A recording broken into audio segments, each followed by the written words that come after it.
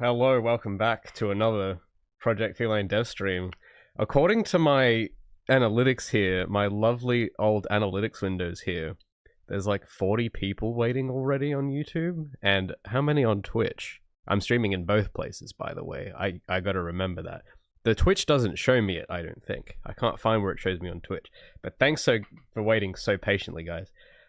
Yeah, so I've got some more stuff cooking this week. We got some stuff cooking. It's in the pot. It's cooking around. It's been a little bit of a slow week, but I did get through some important bits of progress. I'm just going to get my desktop open real quick. Oh, let me minimize and find you guys. I got to just get my windows sorted here. Hello. Hello, Trev Tonger. Man, you guys got some wacky usernames that are very long. Amazing to see how much he's done in just a few years. Thank you. I mean, you know, there are people out there that work faster. There are people out there with more experience. But I guess I'm not doing so bad for a first-timer. Hello, Absolute Zero. Now, that's a name that's easy to pronounce. I like that. Absolute Zero. That's awesome. That has absolute zero difficulty to pronounce. I like that. Annoyed Cardboard. Hello. What's up? So, you can probably see me floating around my desktop here. You're probably noticing a massive difference on this map from last week. There's grass now, and you're probably thinking, oh, wow, big deal. Raymond added grass? Oh, I could have done that in 2 minutes. But this is a temporary thing. I'm not going to keep this here, but this is to demonstrate something I've been working on lately with the special effects and everything. Because at the moment, yeah, we can finally touch grass. That's the real reason. Yeah, we can finally touch grass, guys. Ain't no way we got touching grass in Project Feline before GTA 5. That's crazy. Yeah, I know. But so what I've been up to, because I've been sort of busy with this next devlog, which has just been a process to try and get through. And I've been trying to finish up the effects work and the polish on Gabi. And I was working on something else. We'll get to all of that. For the moment, I want to show you the most exciting part because it's cool. And that's how I've been doing some more effects work. So last week, I had implemented audio to Gabi's model so that when she did jumps, I can't hear it because I still haven't fixed this thing. I don't think it's... Because I have this issue where I can't broadcast and listen to my desktop audio at the same time. And I've looked far and wide, and there's, like, just because of how Windows works, I can't do anything about that. But you guys should be able to hear sound effects, and this was from last week as well. We had the sound effects. We don't have audio either? Oh. Uh-oh. The part of the week where I want to show it off, and it doesn't work. Oh, I have to tick this on. See, by default, I play the game muted, because there usually isn't any audio anyway. Now there should be audio. But now, yeah, well now the game has audio, and what's really funny, because I posted a preview of this on Twitter, and everyone kind of, like, went googly eyes over it. Yeah, we got sound now, epic. And the thing that's funny about audio is that it kind of... Okay, so hear me out, right? The thing that's kind of funny about adding audio to the game is that it kind of gives people the illusion that it's more finished than it is. Which is kind of funny. But even for myself, it's like fools me a bit. Like literally for the last week, I've gotten up first thing in the morning, I literally just play the game. Because it's like, the sound effects, I just like listening to them. And it's like, huh, if this is like interesting enough for me, that has to work on this thing every day, if it's interesting enough for me to want to get up early and play it, then it should be good enough, I think. So, yeah, that's why sound design, yeah, precisely, it's very important. Very important in games. Cosmic Hiroshi, you're late! No, your wizard is... Cosmic Hiroshi is never late. He arrives precisely when he means to. It's not an... it's an atrocity I can forgive, okay? It's not so bad. Dark Legend says, I have no idea who you are, but YouTube put you in my recommendations. Oh, cool. Well, yeah, stick around. We got some cool stuff. So, oh, by the way, because I've noticed a lot of people have been finding me through the algorithm lately. before I get into this cool stuff, there is something I gotta show you so that the algorithm doesn't rip us apart again, okay? Because I've noticed this thing that happens every so often. I pop off like once a year, and then I get forgotten about. So I'm gonna show you a way that you can stick around without having to rely on the algorithm serving my videos for you. So another thing I was busy with this week is that I redesigned the website for the game. I don't know if there's an old version of this on Web Archive or something. We'll have a look. I'll show you the comparison between some of the work. We'll get back to audio in a minute. I need, for the guys coming for the algorithm, this is super important and I have to show you it. Because it's, I'll show you the design and then I'll show you why this is important. So projectfeline.com, you can visit this for yourself right now. Now if we go look at a web capture from like last year, I don't know if people are manually archiving this or not, but if anyone out there is, epic, good job. So this was the website like last week. It's gonna probably take a while to load because it's on the web archive or something. I don't have a previous version of it, but I've redesigned it with better colors, with the new graphics, the new logo, and everything. And this is important because I've now added at the very bottom of the page. We now have an email list now, so that you don't have to rely on Susan Wojcicki's algorithm to recommend you the game. So if you actually thought the game was cool and you were like, actually, damn, this looks sick, I want to buy this. Firstly, thanks so much, by the way. I've seen a few people that are saying that, and it means a lot. But if you're serious, if you're 100% serious that you wanna actually follow the game and see when it comes out, you gotta enter your email here and hit subscribe. And then the algorithm will not part us ever again. I'm always going to be in your inbox reminding you of stuff. And you don't have to rely on me having to make sensational videos to get so that you remember the game exists. Because it's been really cool seeing the reaction to that video, and a lot of people seem to want to play the game. But I'm going to be real, we're not near done yet, okay? We need more time to cook. So that's going to be a while. So this is where you gotta go. Go to the mailing list. Linked, well, is it linked in description? I don't think it is. I have been following you for a bit on Twitter. And I liked your video of don't update to the latest engine. I thought it was funny with you saying UE 4 may be overkill. Yeah, thank you. Sorry, I just had to turn my desktop audio on so that I could hear that message. Thanks so much for the 20. I appreciate it. Yeah, a lot of people seem to resonate with that video. And, well, yeah, UE4 is... Because that's the thing. Everyone's saying that, oh, Unreal 5 is amazing. It's the best thing ever. But it's like, dude, Unreal 4 already has so much stuff in it, right? And I don't even use most of what's in Unreal 4. So it's like, I've barely even scratched the surface of 4. Why the hell do I need more? You know? That I didn't mean for that to rhyme on purpose, by the way. That was an accident. Oh yeah, here's the old site, by the way. This is... All the images are kind of blurred and not loading because it's on the archive. But I've done a big redesign. Now, I know some of you web dev guys in chat are probably still keeling over because of how optimized the site is. And that's because, okay, I'm not a web dev, okay? I made this in Wix, give me a break. So it isn't the most optimized site, but it just does the job for now. I just needed to set up the mailing list quickly. But eventually, I have been learning HTML and other things so that I can remake this site properly at some point later when it becomes a higher priority. Thanks so much, Nabil, for gifting 1 membership to... Who did you gift it to? It doesn't say who you gifted it to. It usually tells me who it gifts to. Well, whoever got that membership, make sure you connect your Discord account so that way you can join the members-only Discord. I'd appreciate that. Thanks so much, man. You've gifted a few subs, very generous. Web designer, and it looks really cool. Thanks so much, Procas. I don't know how to pronounce your name, sorry. I'll link it down below if you guys want to laugh at how bad the HTML source is. Because look, I know, like, I try to be kind of mindful of this stuff, but I am just one guy that isn't that smart. Like, I dropped out of high school. Like, that's how stupid I am.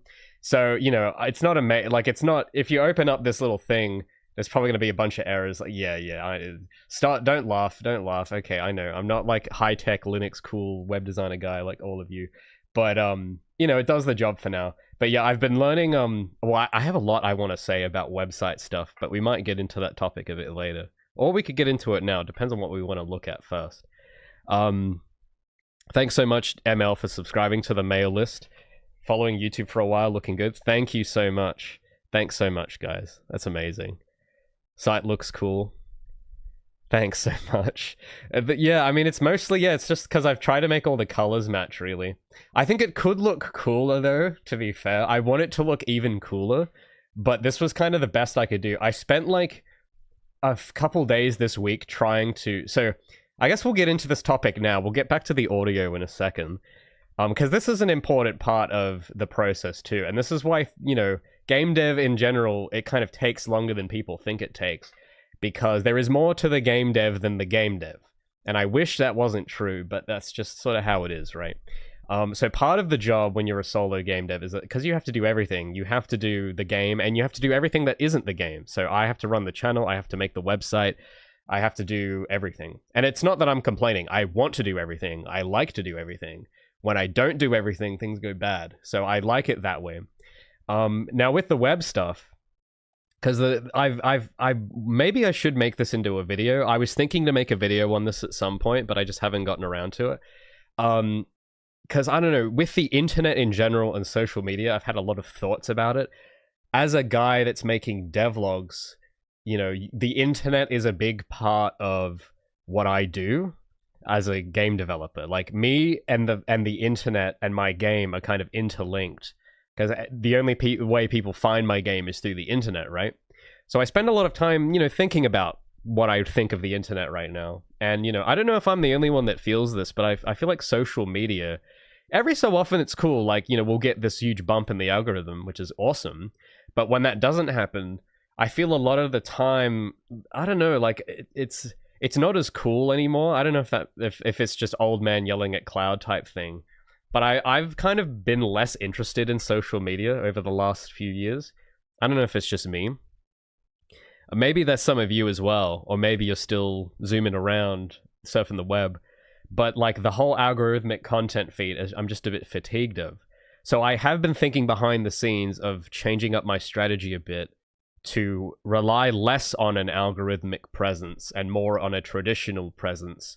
Whereby, you know, you have things like an email list or a blog or something that isn't controlled by Susan that is, you know, organic. It's, you know, kind of like, I was looking at a website for inspiration, kind of like The Witness.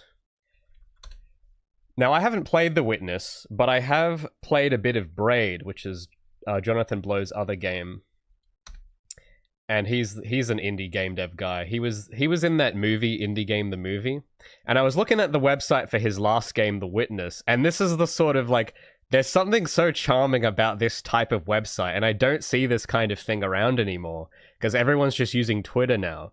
But back in, well, I guess this isn't actually too old. This is from 2022. I mean, you know, but when did The Witness come out? It was like 10 years ago or something. And it feels more like home. I don't know if that I don't know if that's I don't know if that like means anything. Like it doesn't feel like I'm in a big city with constant traffic everywhere that is like distracting, competing for my attention. It feels like I get to control my web browsing experience. I can browse this at my own pace. I don't have ads flying in every 2 minutes. And I don't have like 10 posts on the recommended competing for my attention. All I have is the contents of the page, and I can just sit and read it in peace. I don't know, there's something about it that I really like, and because I didn't use the internet until I was a bit older growing up, but around the time I started using the internet, YouTube was just kind of becoming a thing, and sites like this was sort of on the decline. People weren't really doing this sort of stuff anymore. And I know there was a whole era before this of like forums and all this other stuff that came before this. But there's something about it that I think is valuable beyond a nostalgia factor that I've just been stirring in my head for a while. So 2016 it came out. Okay, so that was 9 years ago. That, I don't know, my math isn't amazing, but it sounds like it's 9 years ago. But anyway, but the general, like the the experience of browsing a site like this, I prefer much more to, kind of like how with my site is just a standard one page, what do you call them? There's a name for these. It's like a landing page. That's the name for this. Whereas this site has more depth. There's more to it. There's different pages. There's a whole blog to it and everything. And I think that's really cool. And so I have been doing, just over the last 6 months, just in my spare time, I've been doing lots of just tinkering and learning about how web dev is. And I don't know if it's like, what I'm doing is considered real web dev or not. But the kind of stuff I'm looking at is like old websites from like 20 years ago and stuff, and how people used to build stuff. 2016 was 9 years ago? Oh wow, that's crazy. Yeah, that's pretty crazy. Excellent game? Cool. I mean, yeah, I gotta play more of Jonathan Blow's games. I've been seeing a lot of Jonathan Blow clips in my recommended, and it sort of pushed me to go down the rabbit hole on like looking more into his websites and everything. Because yeah, he has this whole development blog here that I'd never heard about, and it's like, actually, damn, I like digesting content like this. Actually, this is pretty cool. Because I don't have frickin' Mr. Beast's face in the sidebar all the time. And it's tranquil. I guess that's kind of what Jonathan's about, it seems. Because his game, The Witness, looks very tranquil. Braid seemed very tranquil as well. And this, I can just imagine this kind of game on Twitter wouldn't really... I mean, maybe it does, I don't know. But it seems like too busy an environment to appreciate the game. Whereas a big, nice website where it's just on its own island like this. Literally. I mean, the actual Witness thing is all set on an island, isn't it? And then the website itself kind of feels like an island.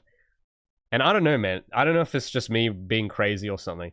But there is something valuable and cool about this that I think is lost when you rely only on the algorithm for things. So I've just been looking into that stuff. I'm still not really that good at web dev. I can use Wix pretty okay and do the visuals, but I'm not amazing. But I have been looking at a lot of old... I don't know if this is the website, but I've been looking at a lot of like old websites on pages like NeoCities and stuff as like what I would want my website to be like eventually. But at the moment, the best I can do is Wix. But you go look at some of the stuff these people do. Like, I don't know what this is, but this looks sick. I mean, look at this. It's got personalized... I don't know if it's got any audio or anything, but it's got like a nice animated background. It's got so much personality. Dude, look at this. This is awesome. So like, it's a bit on the retro side in terms of the user experience. It's a bit hard to read. But there's charm and like passion. It isn't just like a landing page. And that's sort of a thing. It's a lost art, I think, that you can't get on Twitter or on YouTube. This whole thing going on is something you can't really get there. So I just thought that was kind of cool. It's stuff I've been looking at. Like, this site looks sick. Like, having something like this for Feline would be awesome, but it would take time. Anyway, I'm just kind of ideating aloud. We'll get back to the audio and the other stuff that I've done in game lately. But yeah, I don't know. I don't know if it's just me, though. Because maybe it is just me and it's like a waste of time. But I don't know. I find that stuff... I personally am just kind of fatigued of the algorithm and Twitter and stuff. And that's sort of where I would want to go. But, you know, it takes time, of course. Love the retro-looking wacky websites. Yeah, I mean, me too. They're really cool. He's going down the indie web pipeline next. Yo, dude, we've got to do all the side quests. We've got to do them all. I remember a lot of old websites being done using a spreadsheet format, similar to Excel. Interesting. Well, the way I've been learning just basic CSS and HTML stuff, like how to change the font color. And I have also been doing this thing called Hugo, which is like a static site builder. So the way it... not Hugo Boss. Not Hugo the movie. But Hugo... I don't know why Go Hugo. That's... So I've been learning sort of this as well, just in like every few months or so, I'll like do a bit of research on this and try it out. But it's basically, it lets you use markdown files, which I like markdown. It's cool. It lets you use markdown files and converts it into a HTML static website, which is pretty cool. So that's another thing I've learned. There's a difference between dynamic sites and static websites. So dynamic sites is probably something feed-based like Twitter, where the contents change. But a static site has all the content already kind of... I don't know, that's basically the gist of it from what I can gather. But yeah, doesn't the website have a blog section? I mean, it does, but it isn't like no one checks it, you know? So there is a blog area of my website, but I kind of just set it up, you know, with the Wix automated news feature, and I just use it to like post videos, but like nobody reads this stuff. Like it you know, and I get why. It's because there isn't an intent, you know, like it's just mindlessly using the Wix template, the Wix blog template to use as updates. I tried doing like a full written version of one of my videos once, like, because I would like to do it, because I think it's cool to be able to read stuff and not just have to rely on video all the time. Because it is cheaper to write these too. I mean, this is all just transcribed from the video, but writing, I already write posts like this for my patrons anyway, and they are easier to do than videos. But yeah, like, no one really cares though, that's the thing. But I think if the actual site layout was actually designed purposefully and not just chucked together in Wix, I think that would make a slight difference. And if I actually leveraged it more and drove people to it, then people would probably be more interested. But yeah, I've had this for a while, this whole system, but like no one really, everyone just relies on the videos usually. But the thing with the videos is that it relies on whether the video is interesting enough to get recommended through the algorithm, because people aren't going to go out of their way to watch it. And that's the thing that's kind of different with blogs and mailing lists that I like, is that you, the consumer, I hate that word, but that's the word they use. The consumer, you are deciding what is in your feed rather than the algorithm deciding. And I like that. So like for me personally, I don't look at a lot of algorithmic stuff anymore. Like I've been sort of getting into RSS feeds, like what the old school people did, because I like having choice. I like controlling what I consume rather than having what I consume chosen for me, sort of thing. So I want to do something kind of like that eventually. But at the moment, the best I have is the the email list, which I'm gonna basically just use it whenever I post a video. I'll send something. If there's merch that launches, I send it, and if the game comes out, then I'll do it there too. But that'll be a while though. That'll be a while. But at least I got something. I got something there at least. I didn't have anything before. I think there's a really cool channel for the websites that has a lot of source code. D Studio Technology. Thanks. I will check that out. I'll keep that open on another tab. Cool. Actually, this channel does look pretty sick. I'll keep that open. That looks pretty cool, actually. Customer. Yes, that's a better word. I like that. Customer. Dude, isn't it crazy? That's what everyone used to call it, customer, right? And then all of a sudden, around 2010, it was like the consumer. Everyone kept using the word consumer. And I was like, wait a minute, this is kind of weird. But yeah, it is kind of weird though. It's such a yeah, because I think of a vacuum cleaner when I hear the word consumer. I think of there's a specific vacuum cleaner that comes to mind.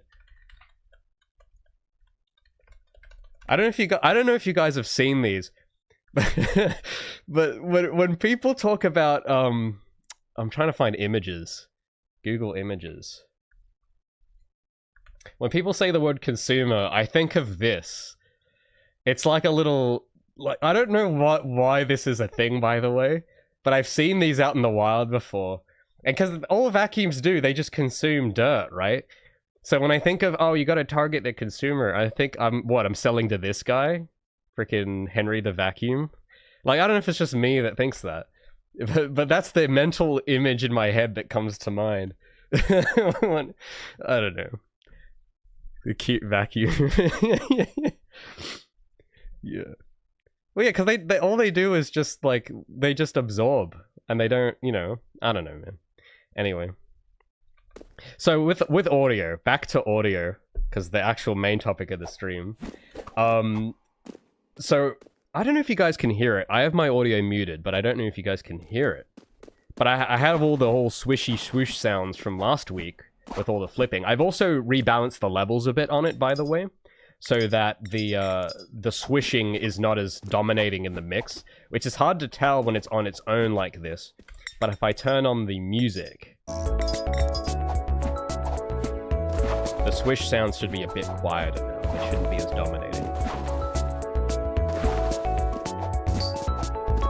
Can we get a consumer? No, we can't get a consumer Easter egg. I'm not putting consumers in my indie game. We're not, no, not doing it. But, so I've been sort of re-leveling the mix a bit. There's still a bit of work to do with, like, I'm sure there's a proper way to mix audio in Unreal with compressors and stuff, but I haven't gotten to that yet. But what I have done, I don't know if you guys can hear it, but I just want you to listen closely to when she moves.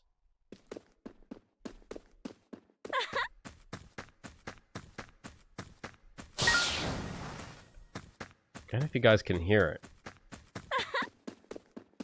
But you notice how when she walks on different surfaces, her footsteps change?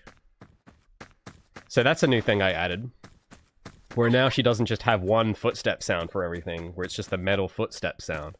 Now it's got all sorts of surface types. I'm just using grass as an example, because it's easy to show. But she's got the grass footsteps. She's got the concrete footsteps. And when she jumps and lands, it plays a different land sound.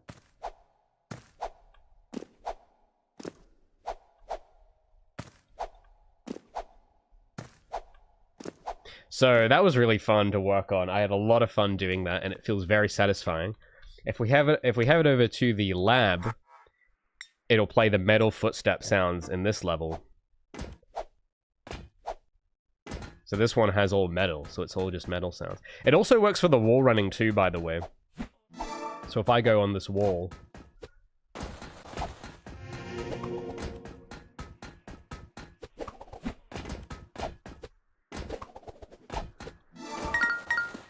So it's got like surface, it's like contextual to the surface.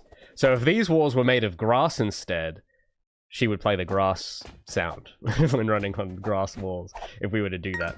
You can actually, yeah, you can see it here. I've got this untextured block here, and it plays the concrete sound and the metal. And there's little tiny flourishes I've added as well to some of the sounds too.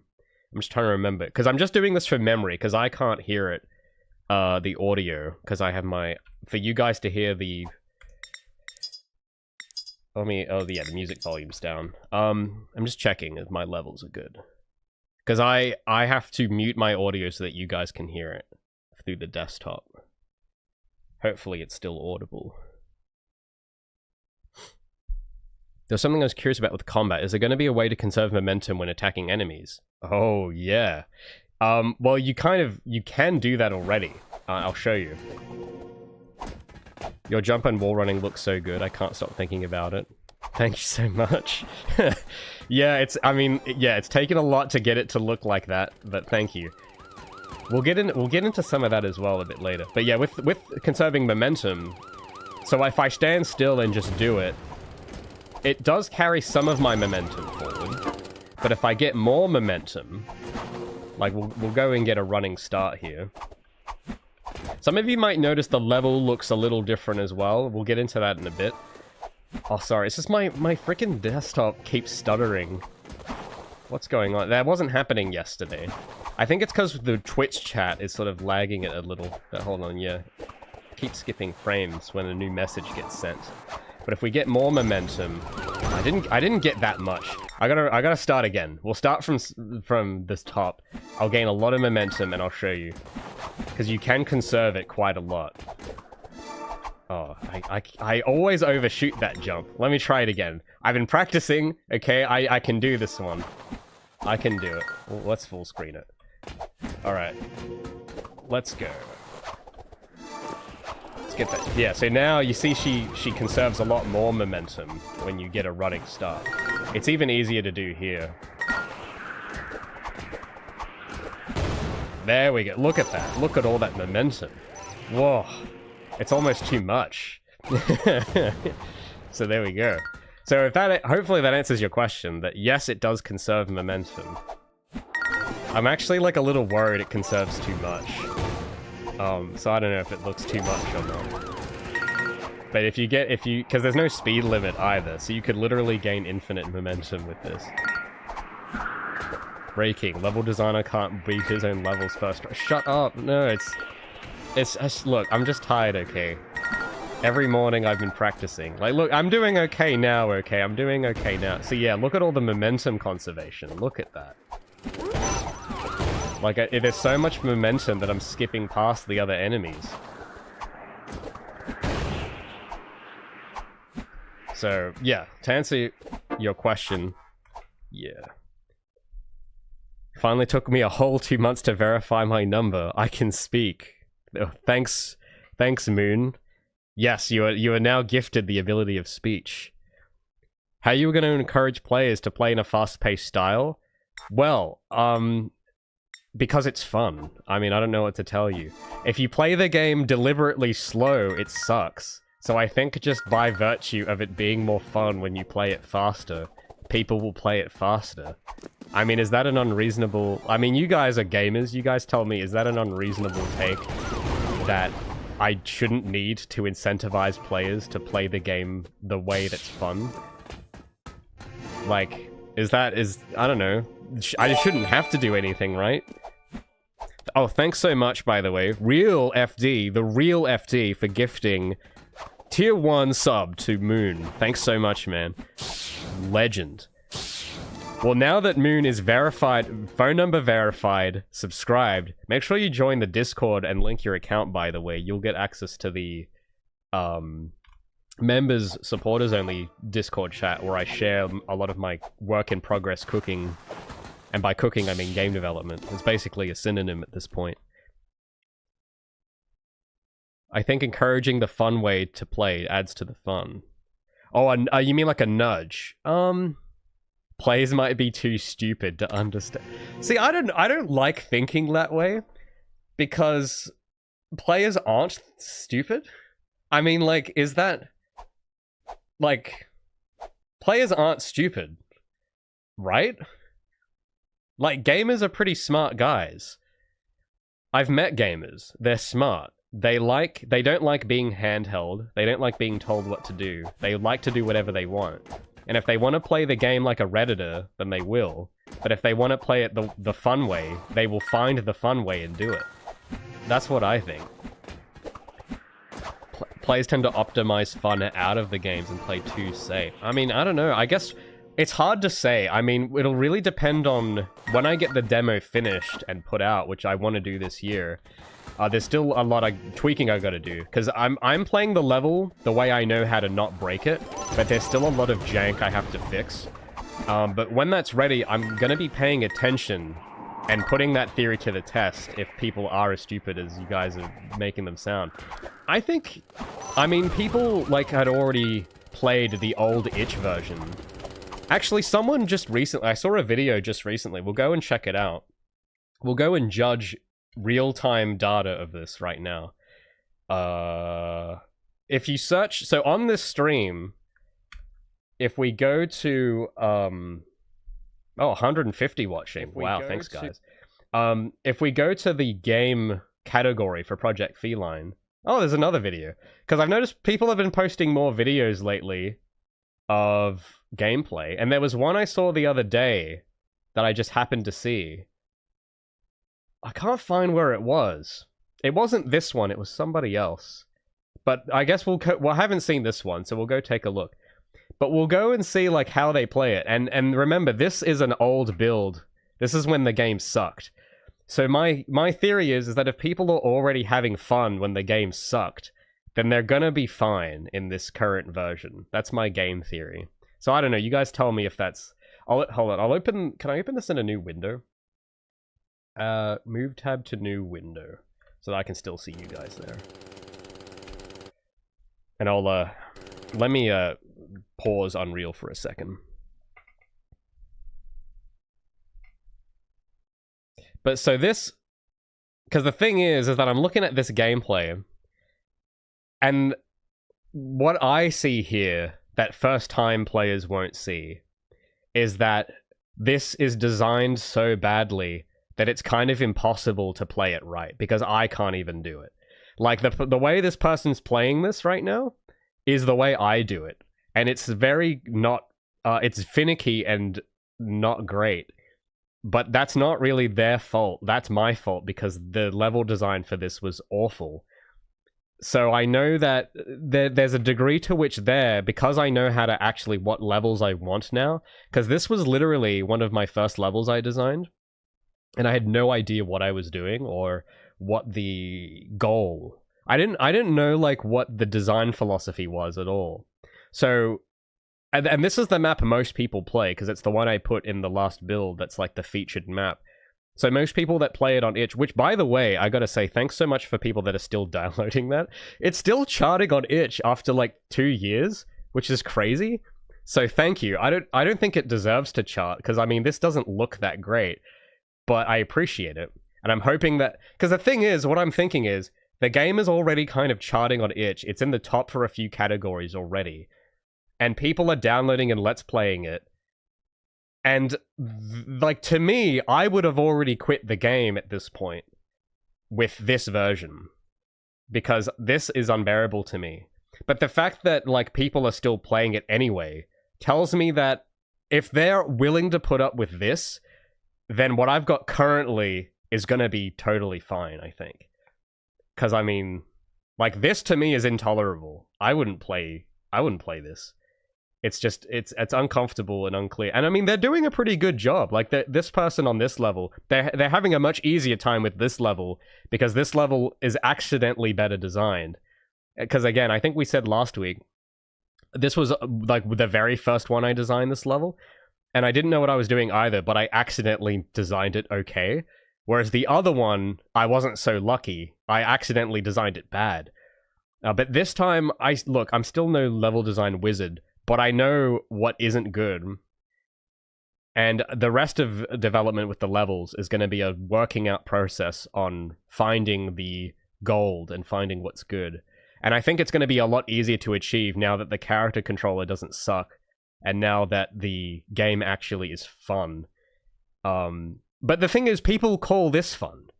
And it's like, alright, well, if people call this fun, then I don't think I should be that worried about it. Because, I mean, that's a reasonable concern, though. That's the thing, is that I'm not trying to dismiss it outright. Assuming players won't get it is a reasonable concern.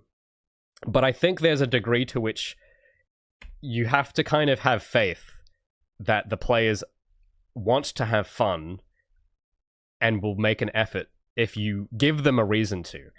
And this is going to lead into a bit of a different topic for a moment, but this is related. So, with all of the attitude shift I've taken since the contractor arc, I've been a lot less worried in general about everything.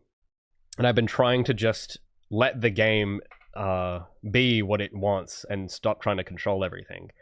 And since taking on that attitude, because I mean, I don't know if you guys can see it, but with this, the thing that this version of the game has that the current public build prototype doesn't have is that this has way more craft.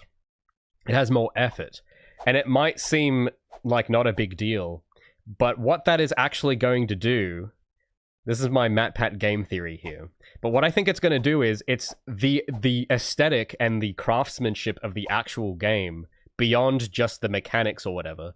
That is going to be what encourages people to want to have fun, because the game, the way that the model, like her model has been made, the way this level has been made, it's been made very carefully and deliberately, and I tried the best I could. I'm not saying it's the best ever. It's not what I'm saying, but I did put my best effort into it. And the result of that goes beyond the immediate result. It goes beyond, oh, it looks cool. Like, that's the surface level of that. Deeper beneath that level, there's like a spirit imbued into the fabric of everything you see now, because it was made that way and not with the sweatshop mentality. Because that spirit is imbued in it, it affects you, the player. And I know this is true because it affects me. Because like I said like 10 minutes ago, oh, hold on. So it is my chat window that's doing this, because the game keeps frame skipping every so often, and it happens every time a chat message is sent, and the chat tab has just crashed. So let me refresh it real quick.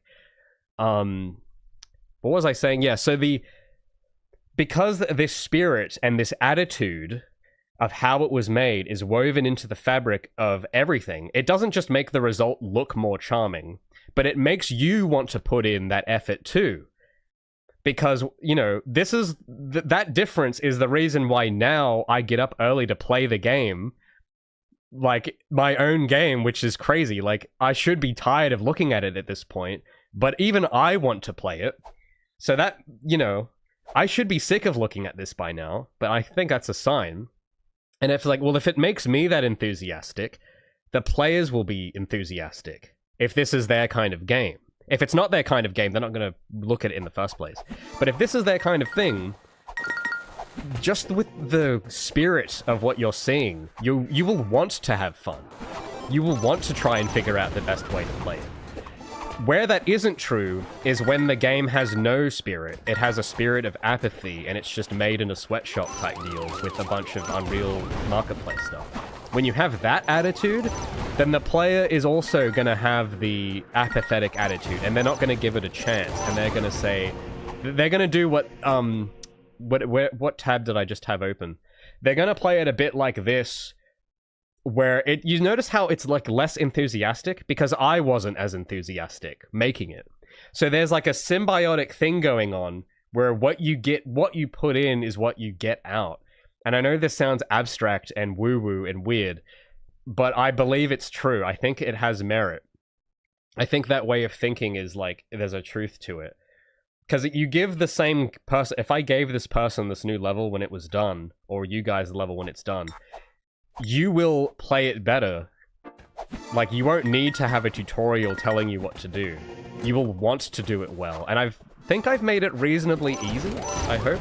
Because there isn't a lot of controls. You literally just WASD, spacebar, and mouse. That's it. And I think because it feels natural, and again, this is untested. This is just from me playing it. But it definitely, I can tell you, even I go back to the old build.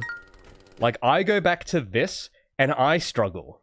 Because I haven't put in that work at this point in time.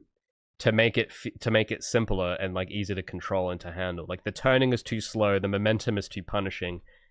Like, you know, so for all those reasons, I'm not that worried about having to tell the player how to play the game. I think just the attitude of the game itself is going to inspire people to want to have fun. Which is like, I think that's like, I don't know, like, I think that's a reasonable thing to assume. And I think oftentimes you'll notice with games that lack soul, those games will indulge too much in worry over those things. And that's the game that needs the tutorial that stops you in your tracks and goes, it stops you and it has to feed you dialogue to keep you entertained. Where it's like, hey there, buddy, you just came out of the portal. We gotta teach you how to jump. Man, press the spacebar. Oh, great job. Can you do a double jump? Like, that kind of stuff. I don't know if that's kind of what you mean with, you know, trying to teach people how to play the game properly. But I hate when games do that to me, because it's just like, dude, if your game was good, you wouldn't have to, like, patronize me through this. You would just let me have fun with it. So I don't know. That's just me, though. So that's my current game theory. It is just a game theory. We'll put it to the test eventually. When the demo's ready, we can put that to the test and see if that's actually true. It might not be, and maybe I do need to help people with learning the mechanics. That might be the case, which I'm prepared to do. Oh, we got a super chat. Luca. Just a question, is it possible to replicate Blender shaders in UE4? Because there was a video by Tawan Sunflower about painterly backgrounds that I think could help getting that watercolor anime look. Oh, kind of. It's complicated. Well, I'll have a look at this, though. Let me get another tab open. Thanks so much for the 10. Let's open this bad boy up and have a look. So, the answer is kind of yes and no to that question. On the one hand, with Gabi's shader, Gabi's shader was able to be ported from Blender to Unreal, but there's a specific reason why. Now, the reason why for Gabi's shader is that it's literally simple. Like, it's so simple. Like, and when I say port the shader, I don't mean that there's some magic process where you right-click, export the shader, and it just works. That's not what I mean. What I did with Gabi's shader is that I just made it in Unreal, and I made it in Blender. Like, I had to make it twice. The thing is with her shader is that it is so primitive that it's like, you can make it in anything. Like, you can make this shader in... You could get a computer with Windows XP on it running 3ds Max 2005 and you could make that shader. Like, it's really simple. But because it literally is just a step function with some thresholds, which is like general math that any software can do. But for more complex shaders, it's kind of different. It depends on whether it's using like functions that are specific to Blender, in which case it gets more complicated. But in terms of this kind of shading, I've been doing some research on it this week, and I'm not sure if this is quite the way I'm going to take it. Because, yeah, a lot of this, look, it's cool and it looks great in Blender, but again, it only looks good in Blender. Like this kind of stuff, like, this looks really good, but I don't know if you could actually do this in Unreal. Because, again, Blender is not real-time. So there's a lot of rules and techniques that Blender artists use that you can't really apply. But there are some things I'm seeing in this frame that I have done, and we'll get into that in a minute. But I'll check out this guy's channel more. But if they're using specific nodes, like some of these I recognize, and I know that Unreal has an equivalent, but some of them don't, in which case it's a lot harder to do. So it depends, I guess, in short. It depends. Now, speaking of shading, I have made some headway with that too. Maybe you guys have noticed it already, but maybe not. Oh, thanks so much, Agent. The game looks like Sonic meets Mirror's Edge smashed together. Looks awesome. Thank you. Thanks so much. I mean, look, I haven't worked at DICE. I haven't worked at Sega. I'm nowhere near good enough to compete with Sonic or Mirror's Edge. Those people have like 100 professionals working on them. So thank you, though, that you think it's anywhere near comparable to those. It means a lot. Because I'm just a guy. Okay, I don't know how to do anything, but I appreciate that, though. I don't know, maybe we can get to the level where it actually could be as good as those, but we'll see. What about the one you mentioned with you paint a normal map and light? I haven't looked at that one, I don't think. But in terms of who's the kitten? Okay, well, yeah, I guess she kind of is a kitten, I suppose. She's still pretty young. This is Gabi. This is the protagonist for the game. And she's very capable, strong, but not in like the forced, narrative type of way. She actually has acrobatics training because of her, she's genetically, she's half cat. She has all these cool agile superpowers. So that's Gabi. That's the main character. Or in other words, she's my daughter. And this is what, yeah, I remember we made that joke last week. Where it's like Gabi's sort of like my daughter. And that's what it's all about. I'm making the game for my daughter. I'm doing it for my daughter. Every dollar you donate on stream goes to help me help my daughter. Yeah, hello. I like how everyone now is just saying hello, Gabi, even though she's been on screen for like an hour. Yeah. Is that Unreal 3? No. I tricked you, didn't I? Got him. I got him. I tricked them into thinking it's Unreal 3. No, this is Unreal 4. It's not Unreal 5, though. That's what matters most. But speaking of shading, I have been making some headway with it, and I've been doing some work on the master material. So it's a bit hard to notice in this scene, because there's a lot of lighting. But I've been trying to get closer, because if we go back to the lab environment real quick, you'll notice it looks a little different than last week. It's subtle. And the reason is because I've modified the shader to use some effects that I'm trying to get closer to this. I'm trying to think of the word. I'm trying to get it to look like an anime game from 2005 is sort of, but with high quality character models is sort of the thing.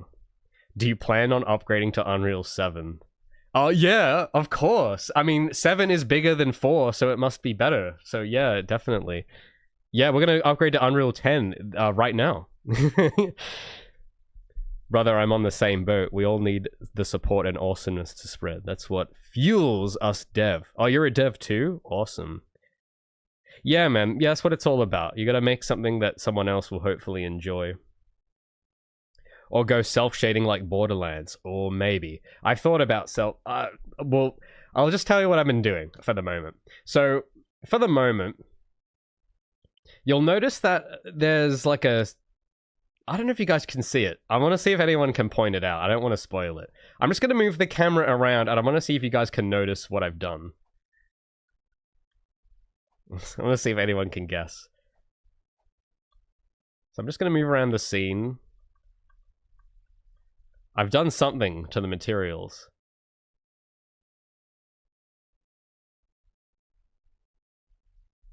Thinking of switching to UE2. Look, man. I like Unreal 4. I'm staying on Unreal 4. Normal maps? No. There's still no normal maps. No normal maps. The fog? Oh, you're getting warm. Lighting change, you're getting warm. The floor is reflecting light. Hey. Anisotropic highlight. Ding, ding, ding, ding, ding. Bingo. We got him. Yes, I've added... Now, I don't know if this is the right pronunciation, but it's either Fresnel or Fresnel. I've added a Fresnel effect to the material so that when you look at it at an obscure angle like this, it has this gradient on it. And this, I'm still not 100% on if this actually looks good, so you guys can tell me. But if we search anime 2000s background or something like that, because there's this effect I've noticed in so many... Oh, okay, I don't want to look up that. Anime. That's the thing, when I try to look up any reference, it's like a flip of the coin of whether it's going to be something weird or something that I actually want. Like, this sort of has it. This sort of has it a bit. It's a bit harder to tell because this is... Well, also, this is not a real... This is an AI picture. But you see how there's like a gradient from the floor, and when it gets closer to the horizon, it gets lighter? And there's fog as well, but I want to get like a real image. This doesn't look like a real drawing. Why is all of this AI now? Like, none of this is real. God, this is so annoying. I just want to get an actual picture that someone drew. Because this doesn't have it. I can tell that this is just imitating it. It doesn't have the look. This is a real one. Okay, here we go. Finally, a real picture. So you see here... Sorry, I had to contain my rage for a second. But you see here how you see how it's in shadow here, and then it's sort of dirt, and then as it's getting closer to the horizon, it gets gradually lighter. So that's the effect I'm trying to emulate with this Fresnel effect.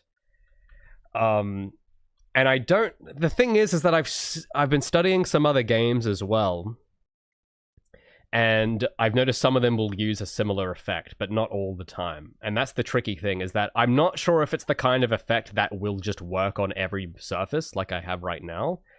I know that it does look good sometimes, but I don't know if this is like overdone or not. So I don't know, you guys can tell me if it looks a bit overdone. So yeah, it'll work on walls. So if I look at the wall at an obscure angle, you'll see on the wall, it sort of fades into a gradient here. And then when I look at it straight on, it's normal, right? So that's kind of what I mean. It's a bit harder to notice on brighter materials, but I've got it on this bit of grass too, where if I move the camera closer, you can see that the gradient is sort of... You see this? I've made it the same color as the fog, so it is hopefully not as obvious. But if I turn if I change the color to just white, and then change I can change some of these settings as well, just to make it more obvious. There's meant to be another exponent. If I change that to 10, and I change the opacity to 1, yeah, now it's very obvious, right? So now if I go back here, you can see now it's very... I think this is way too much for sure. But it's a similar... Like, in terms of the effect I'm trying to achieve, it's similar to kind of this sort of thing, right? And I don't know, is there a better example? This is sort of similar, but I want to look at like a non-organic example. Search anime city background.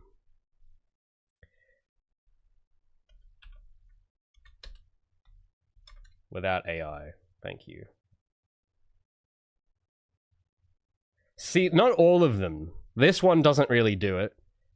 This one kind of does. Because that's the thing, is that it seems like it's a stylistic choice on the studio to do this sort of thing. Because I noticed in higher fidelity works, it doesn't do it. But in lower fidelity, like early digital anime, they'll do it.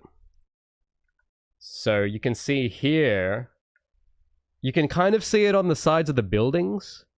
You can see this sort of effect, and you can see it here. And part of it is also to do with the fog. So some of it is fog and some of it isn't, and that's the thing, right? So I think it's like, I think it's a combination of the two, and you can definitely see it here. You can see it sort of fading up to white. And then you can see it on the lampposts. That's the other place I notice, is that on lampposts, the edges are always accentuated, where like the edges are in highlight. And I can't get that look with PBR. So I've noticed that this shading effect that I've tried doing, it's easier to get that look. So if I grab the cylinder real quick and I'll put the grass material on this, just to give you an idea. Or maybe I'll do the metal material. Is there a lighter metal? Yeah, there we go. But you can see that if I make it a bit thinner, that it has that kind of. Actually, this isn't as. That doesn't quite. I don't. Oh, it's because I've only changed it on the grass. That's why. I changed the settings on the grass material instance. But if we turn that back on, it should have. Yeah, you can kind of see the edges are sort of accentuated, right? So that's. It seems small, but I've noticed it in every reference I've looked at, it has that effect. And if I turn it up more, if I change the exponent to like 5, it'll be more obvious. Like you see at the bottom, you guys can see it. It has that blue at the very bottom here. You can see the blue from the edges bleeding into the sides. That's the kind of thing I'm looking at, right? So I know it's not the only trick in the book, but it is one trick in the book I've noticed. A good reference is Pokemon City background. We'll look at that too. We'll have a look. I think Pokemon, I gotta look more at Pokemon, honestly. I keep forgetting Pokemon is a thing.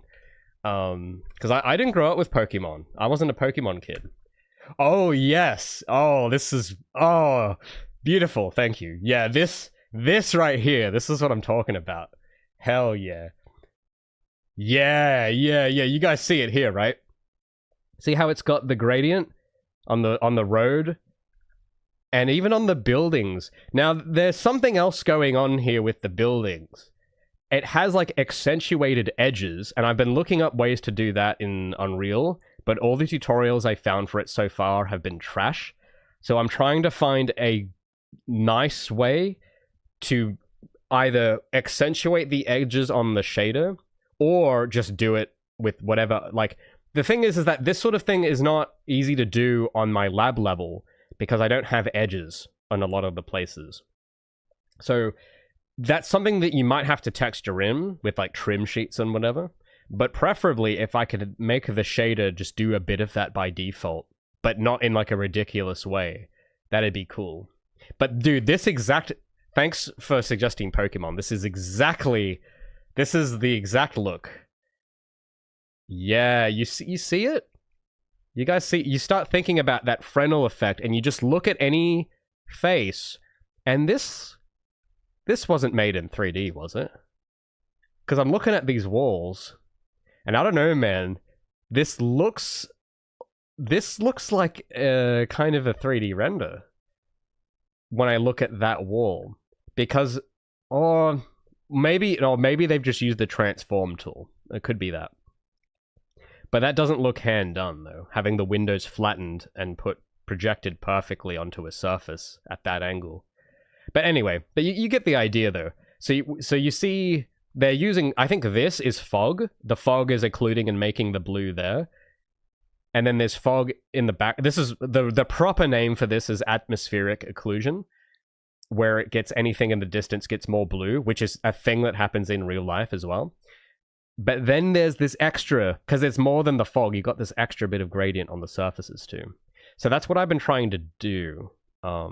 Cavity shading. Yeah, that's the name. It's called cavity shading, but Unreal doesn't do cavity shading by default. And I've tried to look up tutorials, and I haven't found a good one yet that like teaches you how to do it in a not bad way. Because the other tutorials I've looked at, it's just adding Tron edge bloom highlights to everything, which looks ugly. And it's like, no, I don't want that. So I'm trying to find like a better... The thing is though, from what I've seen, a lot of cavity shading, good cavity shading, from what I've seen, is done in Blender and baked into the model. That's what I've seen so far. But because I'm not using Blender for my environment models as much, and I just want to use Trench Broom, I'm going to try to push with the shader, where it probably won't look as good if I was to hand author it in Blender. But I also don't want to have to hand author every model in Blender. Like, I want to be able to use... To have a shader that turns Trench Broom geometry into something that looks convincing enough in anime, in the aesthetic. That's sort of the aim. Oh, these references are... I gotta save these to my drive. This is beautiful. Look at this, man. Look at the color. That's the other trick. That's the other trick, though. Beyond shading, a lot of the heavy lifting here is the colors. So one thing I should probably be doing is looking at this in black and white to judge the shading, and then later worrying about color. Because I noticed a big part of the appeal is the shades of purple. I've noticed that it looks like Pokemon uses a lot of purple hues to achieve their look. Like, you see the sides of the... I don't know if this is visible, but just above my webcam, you can see it. This side of the building that's concrete, it's meant to be gray, but it's shaded in purple. And then the trees have like purple shadows. It's like green, blue, purple. And then the bark has a bit of green in it. And then you see like it's not the fact that it's those specific colors, but it's the fact that the colors are chosen and not just, you know, generated by Unreal. That's what's going on. So I know that that's a key ingredient as well, which I think you could achieve with textures. But look at this. This is gorgeous. This is so... Oh. Okay, I gotta stop looking at this. I'm getting... I mean, it looks so good, okay? I love how good that looks. But anyway, so I'm trying to get kind of close to that, and I think I am a step closer, but I know I'm not all of the way there yet. So I'm gonna undo... Can I undo those changes I made to the color? So that I can get it back to... Yeah, so I've got it back to blue now. So I've toned it down a lot, but you can see on the grass when I pan the camera up. And that's not fog making the grass look bluer. That's just the shader. So I've tried doing a bit of that. And then there's also an additional thing that you might have noticed on this wall, where it's a bit of a failed experiment for the moment. It doesn't look great yet. But I've tried adding world space gradients to objects, because I've noticed as well with a lot of these references, and especially for things like these buildings, there was a specific picture that actually had it that I'm trying to find. There was a specific picture in here. Where was it?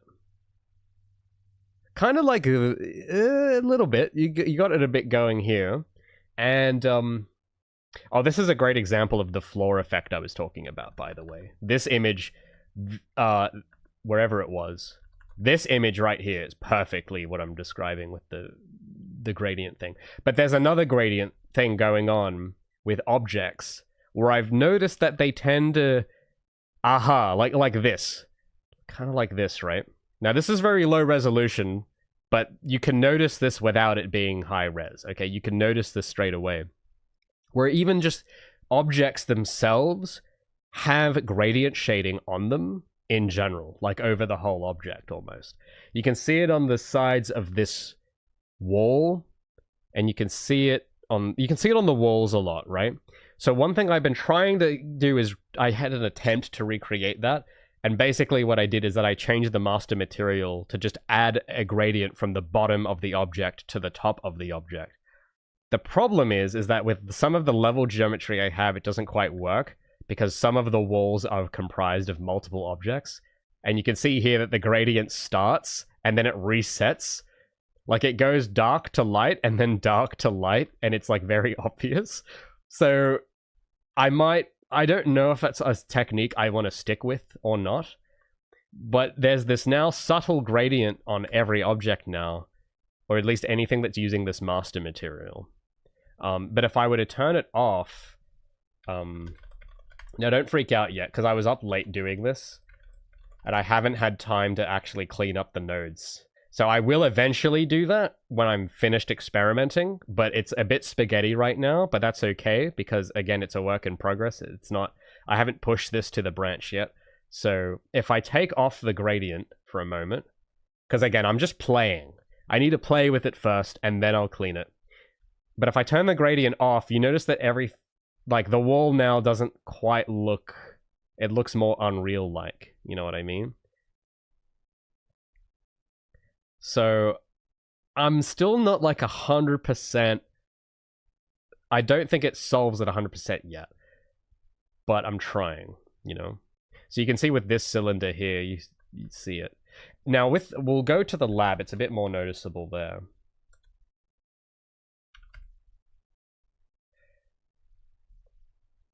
Spaghetti. No, I know, sorry. Well, yeah, that's the thing, is that with material nodes, organizing these is actually a lot harder than blueprint nodes, because it all has to connect to this endpoint. So, I mean, look, this actually does look neater than the nodes I've seen from Halo Studios in their promo video, where they're like, we're gonna add 10 layers of snow to Master Chief's environment. And then I see them, they have the camera, the DSLR camera zoomed in on their blueprint graph, and it looks worse than this. So give me a break, okay? These are the Microsoft guys getting paid 6 figures, and they do worse, okay? So don't freak out. This is literally me playing. I'm not being serious about any of this material yet. I'm not committed to anything here yet.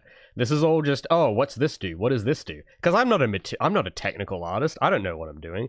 So I need time to play around with it. But I remember what these do, and then once I've decided what I'm keeping, then I'm organizing it.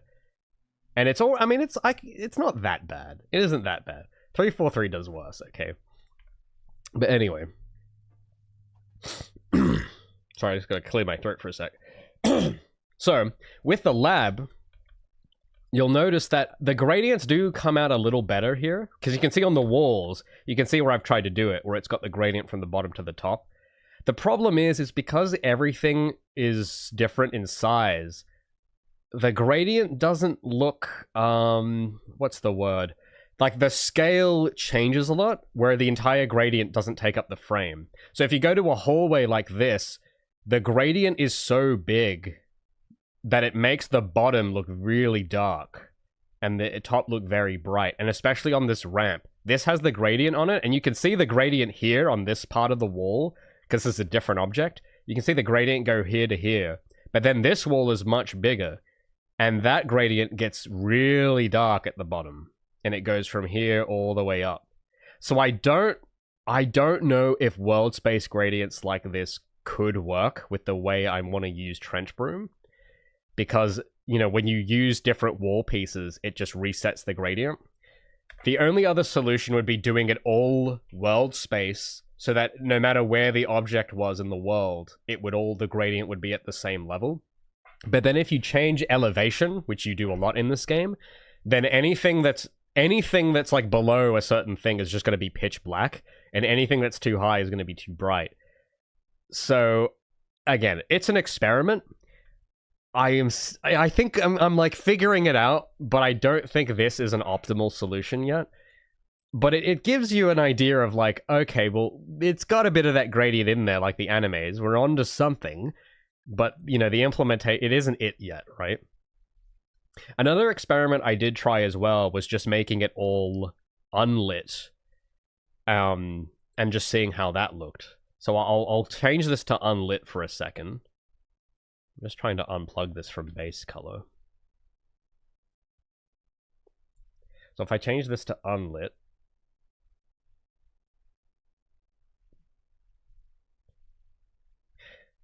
So without any Unreal lighting, this is how it looks, without any baked lighting at all. Which actually, it doesn't look that bad, actually.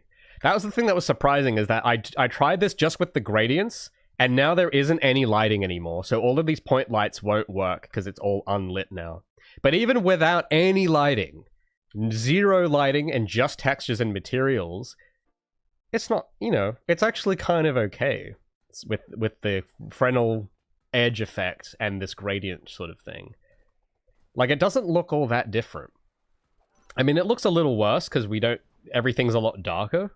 And you see how when I get higher in elevation, you see how the scene gets brighter? See, that's the problem with this world space gradient thing, is that it doesn't, in terms of intentionally lighting things, it doesn't quite work. Because it just automatically makes everything lower elevation darker, which I don't really want. So you see, it's very bright up here now.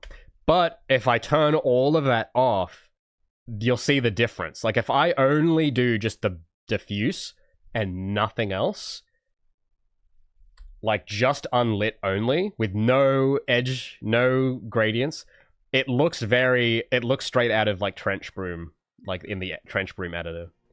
Which is still, like, because the textures are pretty okay, it doesn't look horrible.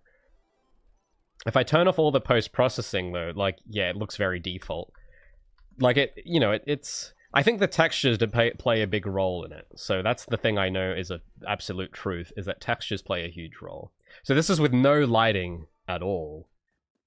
And that's kind of the key. So the reason I'm showing this is because the key of me trying to work this out is that I'm just trying to take off everything that Unreal is doing.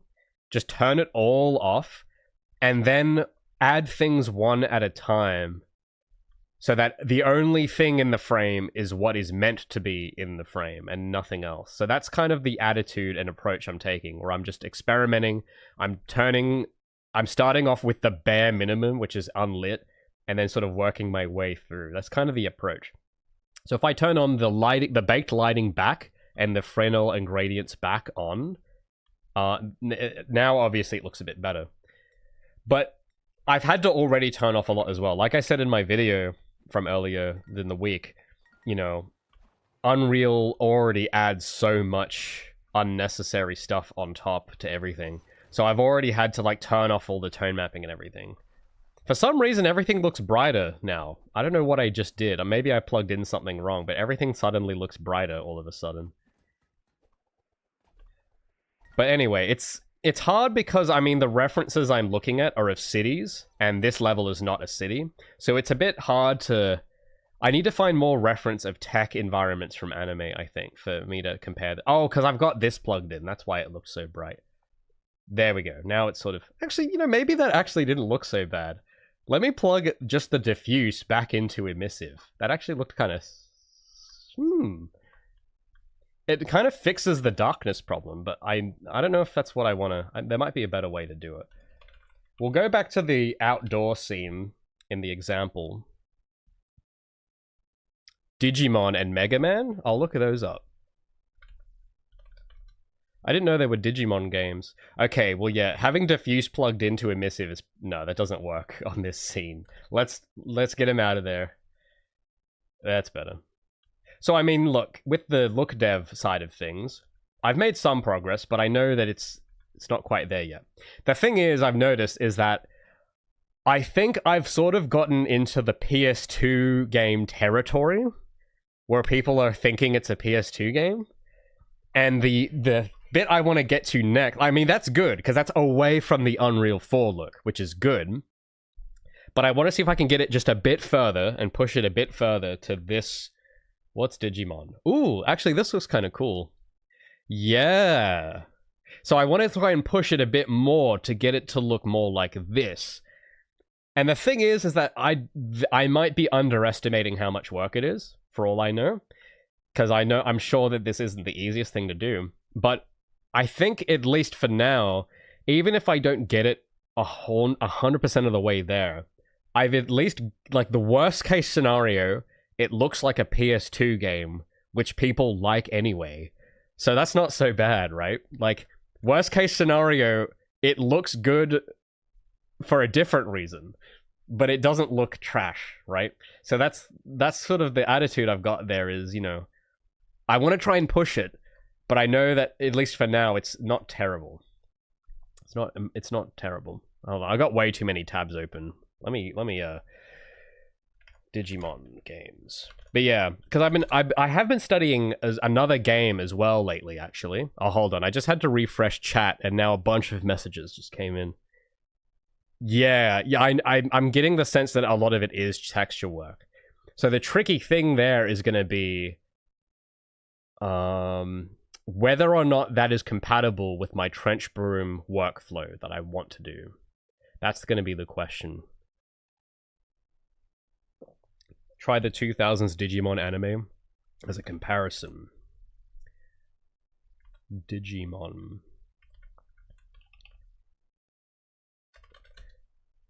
Yeah, this sort of stuff. Is there like a screenshot? I'm assuming there's only one Digimon show, hopefully. Oh yeah, like that kind of city background. That's pretty cool. But yeah, because I suspect texture work. Ooh, what's this? Oh yeah, because yeah, I suspect texture work is a big part of this. The thing is, as I was saying, actually, whatever this game is, wow, this looks stunning. Look at this. Because all right, so for the floor, right? Because I'm looking at it. And it's like, I'm looking at the lighting, and it's like, those look like baked shadows, like just baked raster shadows. And I can tell that there's probably good texture work going on with the shops and everything. The thing is that these are very detailed models, because they have like the windows in, the window sills and everything. So I think the appeal and the look comes a lot from the fact that all of these have lots of trims and details on them. And those details give the artist an in to add the gradient and the edge accentuated shading. And I'm trying to think how that could apply to me, because in my environment so far, this is just the test scene, so this doesn't count, but for the lab, it could be the case that maybe the level I'm trying to do this on is just a harder level to do this on, because this doesn't have storefronts and stuff. It doesn't have windowsills. It doesn't have like these little tiny flourishes where you can add in. They don't have opportunities to put in these little things. Like you see here on, I don't know what you call this blue part, but the little cover, you see how the edge is like highlighted, like it's white. So because I'm using trench broom for modeling, where it's deliberately lower detail, I don't have like, where would you add those? I mean, you could add them to corners, which would be cool. In fact, if I could get maybe a trim texture that does that, would be sick. But that's kind of it. It's only the corners of the objects and platforms. But I don't have those little props. And I don't know, maybe that's maybe that's the key. It could be the fact that what I've done already to the walls and the backdrop geometry, that could be enough. And maybe it's the props. Oh, thanks so much, Luca, for the 5. I recommend looking into Baked GI teachers to the gradients. Just look at Hedgehog Engine Global Illumination. GI can really transform a scene. Oh yes, I've looked at Hedgehog Engine. Gorgeous game. Not quite what I'm after, but it is beautiful. Because there's something about... Because here's the thing as well. And this sort of goes onto the topic I was just talking about with lighting. Because with Baked GI, I do have Baked GI on right now, actually, in this scene. This has Baked GI. But you see, Unreal's Baked GI, I feel like it's too much, if that makes sense. Like, it feels like it's too... it's too good. And Hedgehog Engine has that as well. I'll see if I can find an example. Because for those that don't know, we'll get a photo. I'm just sort of ideating out loud here, but the, like, you mean this sort of stuff, right? So the thing with this is that this looks good for a different reason. And you see in this middle picture, this is showing the baked GI stuff. But I don't think the games we've been looking at, their baked GI, I don't think is as precise. Whereas this is extremely precise insofar as you've got the green bleed around where the trees are. You've got the red bleed here and everything. Like, it's real. This is like Pixar realism, but like not realism, but like stylized realism that looks like a Pixar movie type thing, which is what they were going for, and it looks beautiful, but I'm not really going for the Sonic Unleashed look. But maybe there is something going on. I'm just trying to look closely at this. Because their baked GI looks like it looks too next gen for me, which is crazy to say because it's a 2008 game, and that's why I respect this game a lot. By the way, is because it was very ahead of its time. I don't think there is a Sonic game that has looked as good as this ever. I think this was the peak in my opinion. But you see how like it doesn't look anime, but it looks gorgeous though. That's the thing. Like this looks gorgeous and handcrafted. And so does anime, but anime then diverges from this attitude into a different style. But it's made with the same attitude. I can see that for sure. It's got this very meticulous attitude, and it's beautiful, which is why it holds up after, 17 years. But with the baked GI stuff, like I was saying, like, because the thing is, I don't want it to look like this. Which I know this looks good too, but this doesn't look like anime. This looks like Mirror's Edge. And this came out the same year, by the way, as Unleashed. But this has a more realistic architecture style. But the lighting technology is quite similar. But you see how in this, it's like, it has the nice GI, and it looks great. But they've used it to make their own look, which is great. But the thing is, what I'm trying to get at is that if you rely too much on baked GI, it will look like Mirror's Edge or Sonic Unleashed, which looks cool, but it's not what I'm trying to do. I mean, it might, if I'm already doing that by accident, that's pretty cool, but it's not. I'm trying to go a little. It's close to what I'm aiming for, but not quite. You know what I mean? But that's not to discredit the merit of this. This is amazing. It's just not quite what I'm after. I wonder if there is an anime in the 2000s that had a specific look for a futuristic laboratory interiors. That's what I want to know. That's what I've been trying to look for. But as some of you might be shocked to know this, but this is a big weakness that's been holding me back in the project, and that's that I'm not actually a huge anime fan insofar as I watched a lot of anime. I know it sounds crazy. I know. I'm a fraud, but because I just love the style. I didn't really watch a lot of shows, so my pool of reference is not that big because I just didn't. I watched like Bakugan and Death Note, and that's it. Whereas I'm sure all of you have probably watched way more anime than me, and you guys probably know, like, you probably know examples of what I want that I don't know the name of. Just because, I don't know, because I spent my childhood in Unity just fiddling around, and I wasn't really watching TV that much. So that's kind of where that's now coming back. Yeah, man, I wish I spent more of my childhood watching anime. That's sort of where my weakness comes in, where I spent too much time working. But, oh, thanks, Sir Linux. Thanks so much. You should, I know, I have to watch more anime. I did watch some anime when I was sick last, and that gave me a really good reference of what I was going for as well. But it was only one show at the end of the day. Feeling alive with anime.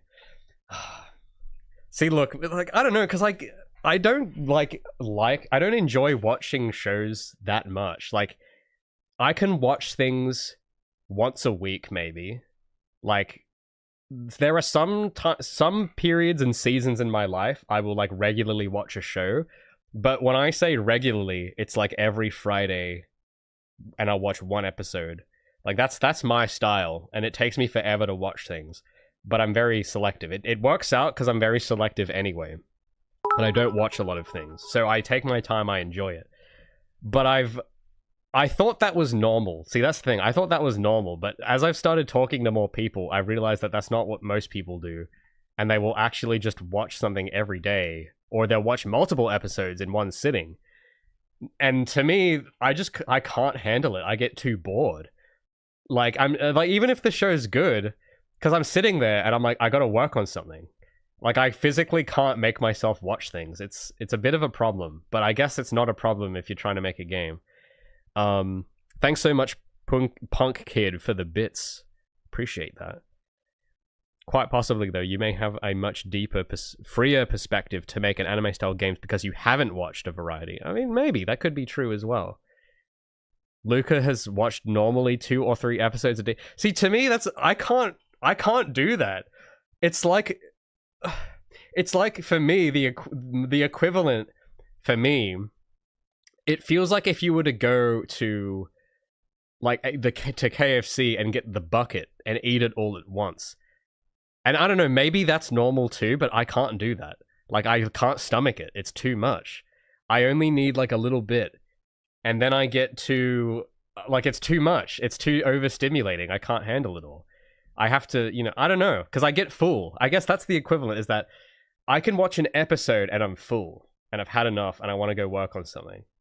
But I noticed that for all of my other friends, because they always bully me for not watching stuff, and it's like, what, you haven't seen this? And I'm like, no, I can't stomach it. It's just too much. Like, anyway. So the yeah, I'm a bit starved in terms of, but I kind of do like it that way though, because then I've noticed that if I watch too many things, I get too much inspiration, and I think that you can get too much inspiration. I think that is a thing you can do. So I like to be very exacting, where I'm only taking inspiration from like 2 or 3 things, and it's undiluted. I'm not having random stuff being thrown in there, sort of thing. Because it subconsciously influences everything you do, right? So I try to be... I guess it's kind of like food. It really is like food, isn't it? Like, everything you eat will affect you. So it's like, I try to be extremely... That's why I can't really stomach a lot of newer shows now, like... I know that a popular one that everyone kept telling me about was that cyberpunk anime.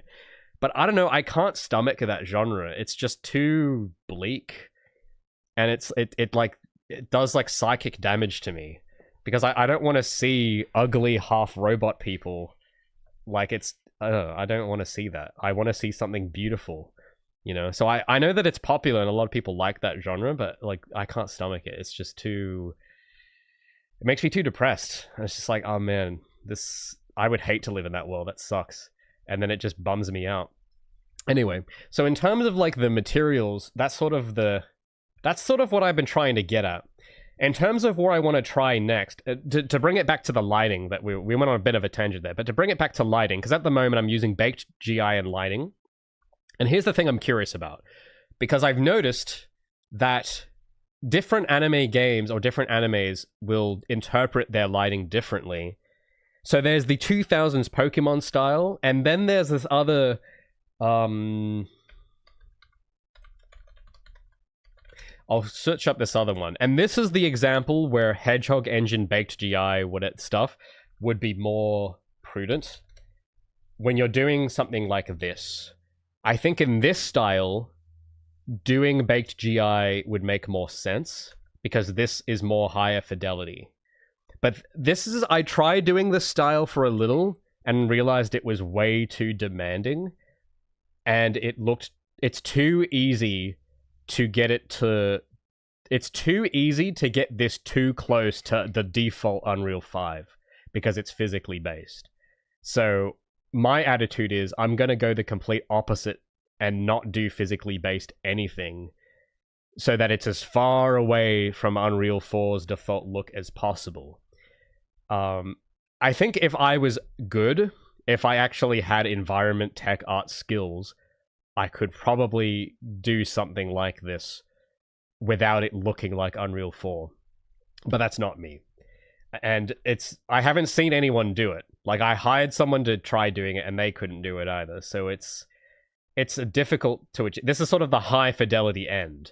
And you can see here, this looks very much like it would use baked, if you were to do this in 3D, because it has the reflections and everything. It would look like something you'd do in baked GI. But in terms of this other, let me just close some of these tabs real quick. But something like this, I'm trying to describe, because this doesn't look like GI. It just looks like standard raster shadows. Right? I don't know if it's just me.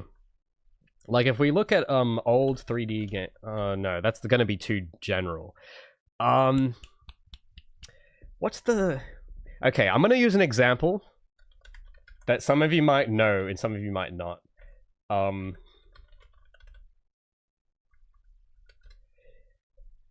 No, this is too recent. So, to bring this on to lighting, just to wrap up the lighting topic. So when I started doing game dev, just casually, I started with Unity 3.2. And this, I don't know if this is the right terminology, but this is like the closest I can get to what I'm trying to explain. Here we go, like this. So, because I'm trying to figure out how to explain it. Some of you might see what's going on with these screenshots, and some of you might not. But in these days, I'm gonna just get a higher res version of this. Now, this isn't... where was it? Yeah. So this is a bit higher res. Now, in these days, when Unity wasn't popular yet, and it was, like, old, the baked GI was a paid feature. If you were using the free version like I was, you couldn't do baked lighting. And all you had was... I guess they call it just raster lighting. I guess that's what they call it now. And this, the thing I'm trying to distinguish is that this is not what Unreal 4 looks like right now. Like, this is not ray tracing, physically based, whatever. This is the lighting that came before. Kind of like what Doom 3 was doing with, like, stencil shadows and stuff.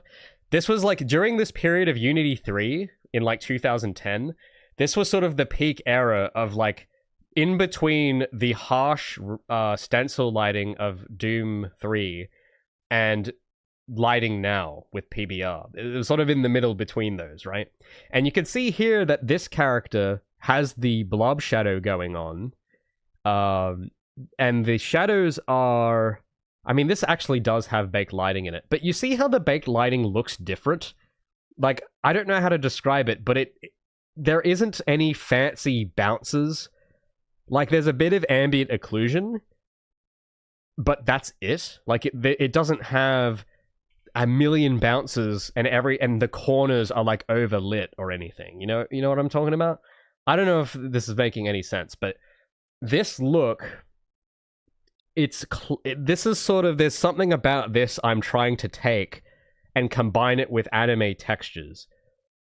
But this is like, I don't know if this makes any sense. I don't know if what I'm saying makes any sense. Kind of reminds me a bit of toon shading. I mean, yeah, kinda. Like, yeah, like, so Luca's saying, I'm not sure if it's pre-baked or a vertex shading. See, I don't know either, but you notice how it kind of looks in the middle? Where it has the it has the intention of vertex lighting. It has the craft and artist choosing things element. It has the control of vertex shading, but it has the finesse of what pre-baked illumination. But nowadays, I feel like modern baked illumination is too much in the other direction, where you don't get control and it looks like Mirror's Edge, which is cool, but like, I don't like, everything looks like that now, right?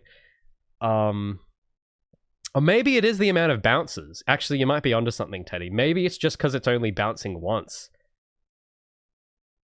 That could be it, actually. You might be onto something there. Because I've noticed now it's too much bouncing. Like, it feels too much.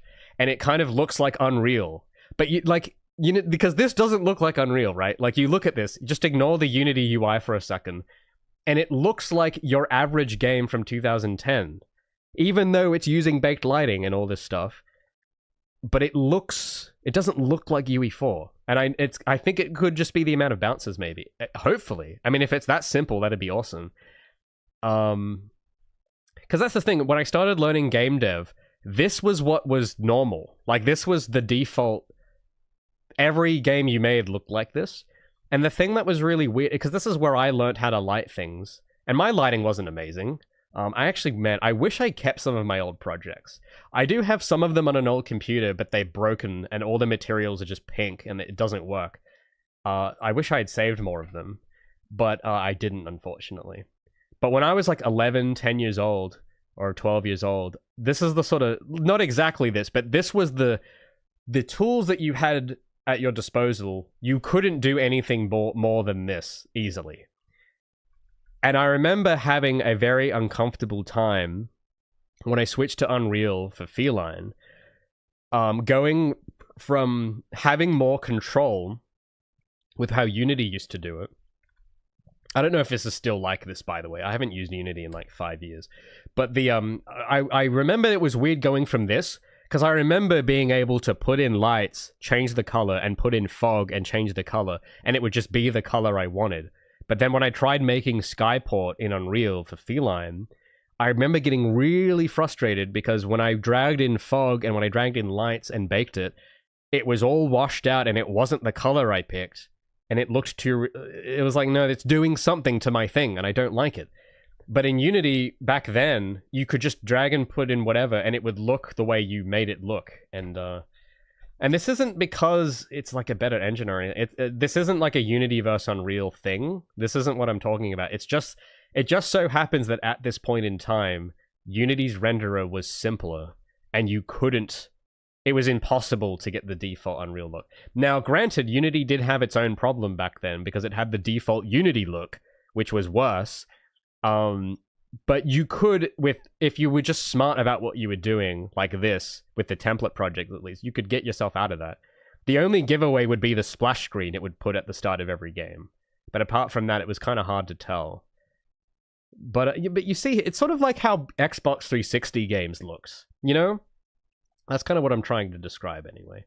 So the thing, to bring this back to the main point, there's a massive tangent, but to bring it back to the main point, like this is not it. Like this is to give you a contrast between what I'm talking about. This is it. It's got pre-baked GI and cool. This is not it. But this is also pre-baked GI, but you see how it's not it, right? This is it, not it. It, not it. Like, I don't know the verbiage, I don't know the technical terminology, but I know there's something going on here that I don't like, and there's something going on here that I like. That's all I'm saying. DX9 versus DX12? Could be, right? And that's the thing, is that I think maybe, you know, because I'm thinking, can you get the DX9 look in DX... I don't even know what version mine is, actually. I think Feline is DX11. But I think this is DX11 too, actually. Yeah, no, because I remember, no, Unity, when I was using it more seriously, they had just done DX11. I'm seeing a lack of fog. Oh yeah, you can see here it's faded out a lot. But no, in a lot of times though with these would have fog in them, but it wasn't physically based fog. So that is one ingredient, yes. Because I remember you would have fog, but it would be distance-based fog, not physically based fog. So the reason why part of this looks weird is because it has volumetric fog, which is why you see how the blacks don't look black? Like you see down here, you've got everything in darkness, and there's this sort of haze over it. So that's, I think, the atmospheric fog doing that, which I don't like. So I don't have that in Feline right now. That's gone.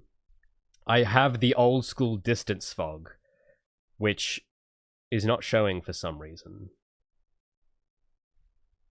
Maybe I got to play the game to show the fog. Yeah, you see how I have the old school distance fog where it just fades into blue, just to one color. Whereas Unreal's default fog, it does a bunch of other stuff that I don't want. But yeah, it's that kind of like, I'm just trying to think of how to bring this back to the main point, because I had a main point with this. But DX11, oh, wow. So in Twitch chat, Agent is saying DX11 is best to go right now. Performance-wise, it's insane due to GPUs having over 4 gigabytes. DX12, 55 frames a second. DX11, 240 frames a second. That's insane. Actually, is there a way I can check? Because I think I remember, like, maybe a couple years ago, I changed Feline's renderer to DX11, I think? I can't remember if... I don't remember. See, I don't remember because it was a while ago. Is there a way I can check what it's running on? Unreal 4, UE4, change DX11. Because it might... because I remember there was an ini file thing that I had to do. It might... Because I don't know if there's an actual setting in the engine. I think there's an ini file somewhere. I remember doing this for the build, I think, where you have to type in a command that forces it to run on DX11. I remember doing something like that a few years ago, but it was a while back, so I don't know if it's not clear in my memory. Oh, DX11 is the default? Oh, fantastic. Okay, then I don't have anything to worry about then. Do I plan on doing a console port after the PC release? It's hard to say right now. At the moment, just to answer this question, I know that console porting, I've never done it before, by the way. I've never done a launch in general. I've never launched a PC game. But I know that it's a lot more work than clicking export and upload. For the moment, I just want to focus on one platform and doing that right. And if that does well, then maybe I'll consider more if there's demand. That's the attitude. Because I know a lot of people, like on Kickstarter in particular, I'll see them do this where they promise, if we raise this much money, we'll do a Switch port. Except that's actually kind of complicated because, first of all, you need to get approval from Nintendo first, which most of them haven't done. And secondly, you have to then port it, which is a lot of work. The thing is, because I haven't done it, I don't know how much work it is, because I don't have any experience with it. But I know that it's more work than most people think it is. That's all I know.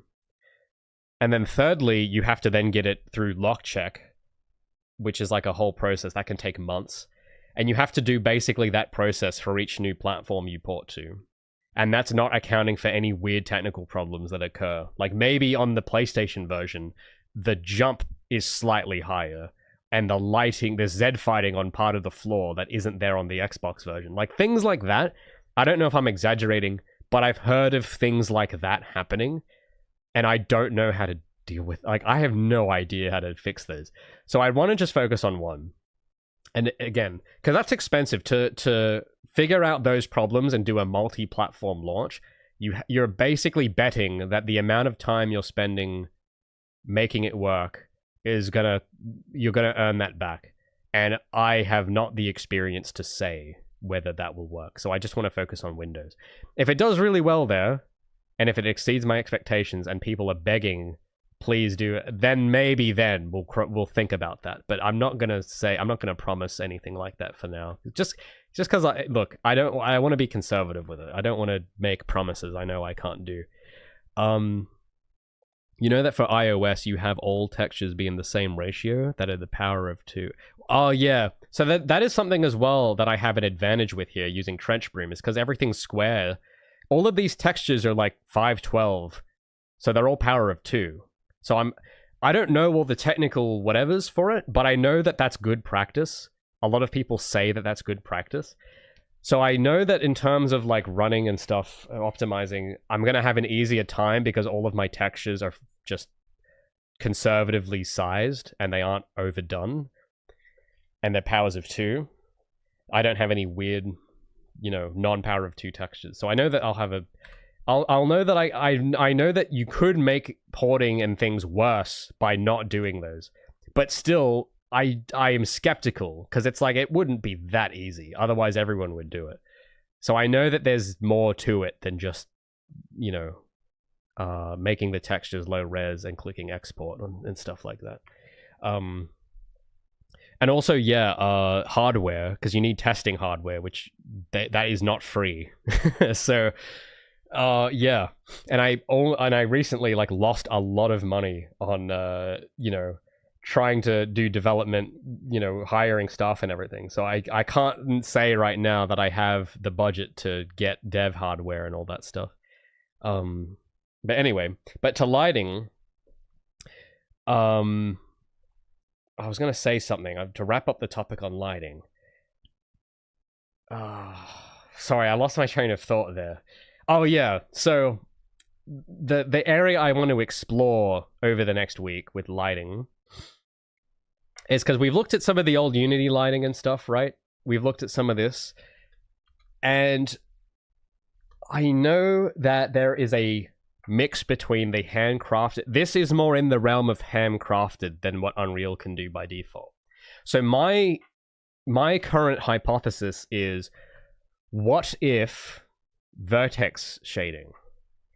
That's sort of my next place I want to try next type thing, because I know that with this other middle ground that Unity 3 kind of had going, I don't know how to do that in Unreal without it looking too close to the default settings, because it is using the same techniques with, raster shadows and stuff. But vertex lighting is completely sort of coarse in the other direction, where it's like there is no way that the computer can do anything. Like, you are in control fully, at least to my understanding of how it works. So I want to give this a try, because this is how the old Quake maps were lit. This is how a lot of PS2 games were lit. And the risk here is that you risk the game looking like a PS2 game. But as I said before, that actually isn't so bad. Like, the worst case scenario, it looks charming. It has the charm of a PS2 game that people like. Best case scenario, I can actually get it to look the way I want, and it evokes nostalgia by accident. But this sort of thing with vertex lighting, and I've heard of a plugin that's supposed to be able to do this. And thanks so much, Shovel, for the 10 RON. I remember this. Is this a Swedish currency? Thanks so much for the 10. I appreciate that. Legend. Awesome. But the, what was I saying? Sorry, I lost my train of thought. My brain is too full of gratitude for the Shovel for donating 10. I appreciate that. Romanian. Sorry, yeah. It's just because everyone gets all these. I get so many different currencies on these streams. So I only am familiar with Australian dollars. But thank you. Oh yeah, it was the Swedish kronas. That's the SEK one that I get sometimes. Yeah. But thanks for the 10 Romanian currency. Appreciate it. But yeah. So with vertex lighting, right? Because the thing is, yes, it could look too much like a PS2 game, but what I do know is that the attitude of vertex lighting is closer to the attitude of how anime is made than modern rendering is. Insofar as that, with vertex lighting, as far as I know, you have to light the artist, have to light the scene with the vertices. So I'm just looking up some images here, and I know this is very low fidelity, but just don't think about the fidelity for a second, and think about what's happening with the lights. Because the thing is that, imagine this with higher res anime textures with this type of lighting. Because what you get is lighting that is 100% controlled, where you are picking what is in light, what is in shadow. You are deciding how bright things are, not the computer. You, the artist, are deciding. So my game theory is that on virtue of that alone, it might get us closer, quicker. Like, it'll more quickly get us more closely to the look.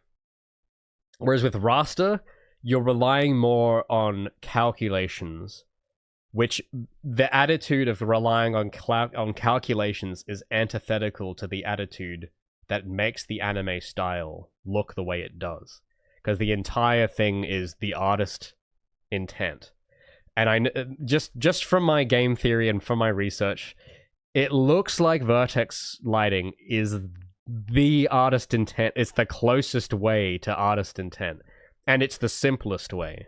So I want to give this a go, but Unreal 4 doesn't have vertex sliding. So I've heard that there is a plugin that's supposed to enable this, but I haven't tried it yet. I've just been focusing on the materials, because what I think is if I do this plus the Fresnel edge shading, and then maybe certain props having gradients on them with vertex lighting for the ambient background environment, maybe that combined might get us the look. That's maybe, but we'll have to see. It looks like, I think this is the plugin I was talking about. And the thing I like about it is that you see how when he changes the numbers, excuse me. But you see how he changes the colors of the lights? When he changes the colors and when he changes the radius, it's just doing what he's telling it to. You know what I mean? Like, that's what I want. I want to be able to just do it, and it does what I want it to do, and it's not trying to add post-processing to it. You know what I mean? Where it's not trying to add more bounce lights and stuff. It's just only doing it what I want it to, and nothing more. And I think the appeal with vertex lighting is that you can't do anything more than what you want. And I like that attitude. Whether it's the right, like, visually it'll get us the right thing, I don't know, but in terms of its attitude, I like it. Isn't this going to be an issue with poly count because you might have to subdivide meshes? Actually, good point. I didn't think of that. I mean, maybe. It's, I want to try it and just see first. And you could be right, but I want to try it and just see. Oh, by the way, when I meant post-processing, I wasn't talking about post-processing in the traditional. I didn't mean Unreal.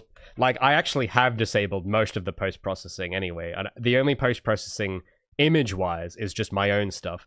What I meant was, like, on the lights, you know? Like, the, doing the bounce light and the ambient occlusion and, like, that's what I meant by post-processing on the lights. Whereas with vertex lighting, it's not doing anything in post after you touch things. That's what I mean. It's not doing anything more after you touch it. It only does what you do. Whereas with Unreal's lighting, when you add lights and bake it, you add in the lights and that's what you do. And then when you bake it, it then does a bunch of post, like, on top of it, like after the fact. That's what I mean. It does a bunch of stuff afterwards that isn't what you did. It's not what you, the artist, did. That's what I'm talking about, right? Now, in fairness, if you know what you're doing, it could be possible to achieve it with baked lighting, but I think the gamut of technical know-how is wider than that of vertex lighting, because vertex lighting is just simpler. Whereas with this type of lighting, you have to know about how light bouncing works and more things. To give you an example as well, because just to wrap up the lighting topic, I did do some research on, what's the name? Persona. Now, I've like heard of Persona, but I had never like actually looked into it. But I bought, because the game was on sale. One of the games was on sale this week, so I bought the game and just walked around in the level, in like the opening environment for a bit. I'm just trying to find, is there like a walkthrough area? Because I was studying this, because at first I looked at pictures of this and thought, oh, this is pretty cool. But then I started looking around more at it, and I noticed that there is a lot of Unreal going on as well. I'm just trying to get to like also, I'm gonna say I don't like these kinds of games. I'm just here for the art style. But I gotta say, because I was just, I was in this room and I was just walking around. But oh my god, I know people like that. Look, this might be a cool game, but the fact that like I don't maybe this is what Persona is supposed to be about. But this, we'll pause it here for a sec. But dude, like literally this environment was stressing me out so much, man. Literally, you go into the school and no one will shut up. Everyone's just trying to talk to you constantly, and you're going, oh, I gotta go to the like you're surrounded by students all the time. And it's just like, it gave me like psychic damage playing to get to this room. Because like everyone just kept trying to talk to me all the time. So it's not my cup of tea, but the art style's cool, right? And I've noticed in this room it looks good, but in the main hall before this room, the thing is it looks better on video. And that's the thing that's hard to describe, is that it looks good on video, but when you're actually in the game, I've noticed, because this is made in Unreal 5 actually, and I've noticed that there's some tricks that they're doing that I've borrowed, like you can see on these pillars, they have that edge effect, the shader, but not on every object. They don't have it on every object. They only have it on some objects. Like the pillar, it has, you see on the edge, it has that highlight. And on these pillars on the outside. But on the lockers, it doesn't have it. On the floor, it doesn't have it. On the walls, it doesn't have it. But this lighting, because this isn't Vertex lighting, this is baked lighting, this is Unreal's lighting. So I was looking at this just out of curiosity, and I'm thinking, this was Unreal's lighting, but it doesn't look like it. When you look at it more closely, it starts to look like Unreal's lighting, but when you look at it at a screenshot, it doesn't. And I don't know, maybe it's just the way of the settings or the way they've placed the lights, because I've noticed that the use of point lights, where they've used them in discrete areas, gives you that look, where you just, if you want things to have that gradient look, you just put a point light on it. So there's that, and I think the ambient light is pretty, it's like pretty bright. But then like this scene looks like it's lit completely differently than the outside. That's the thing that kind of caught me off guard, is that this and this look, I don't know if it's just me, but it looks completely different. It looks like this is all, it doesn't look like there's any lights, like, what's the word? It doesn't look like there's any real-time lights here at all. It looks all baked. Or, you know, it's textured on or something. Like, you look at the desks and you look at the chair. Like, I know the chair is definitely textured to look like that. And the cupboards are textured to look like that. But you look at the walls and you look at the floor, anything that isn't a prop. And I don't know, it looks like it's been lit with different, I don't know.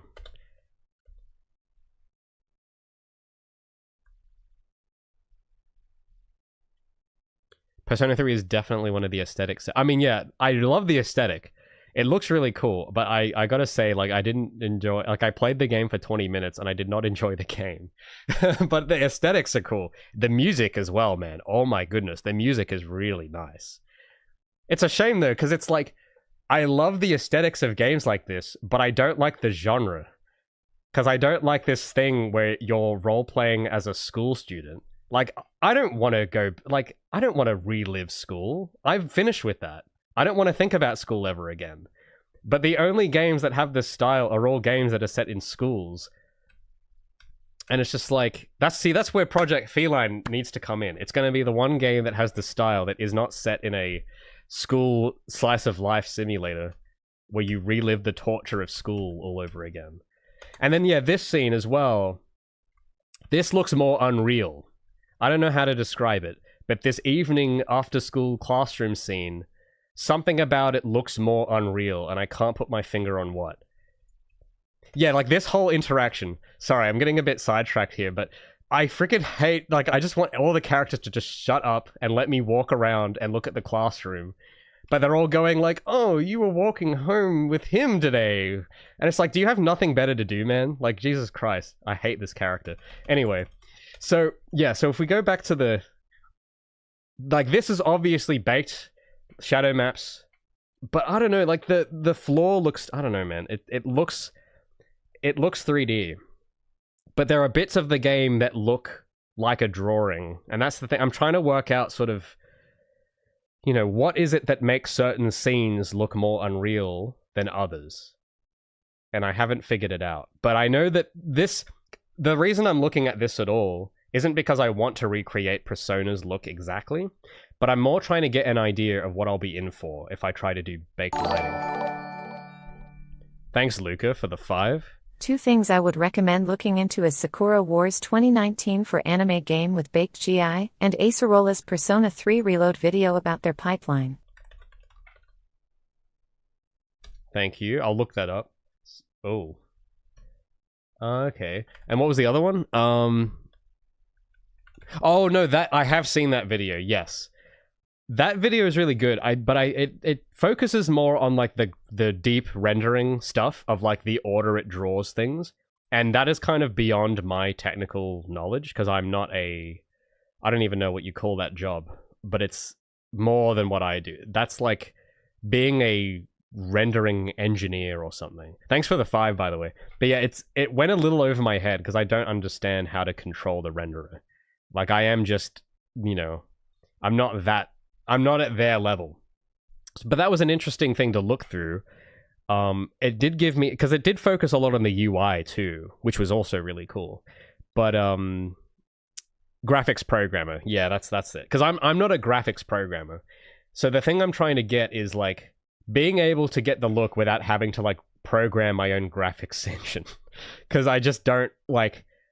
If I spent a year studying graphics programming, I could do it, but I'm not that good. Okay, but the because you see, yeah, then you got this scene. It doesn't like this doesn't look like it's in Unreal at all, right?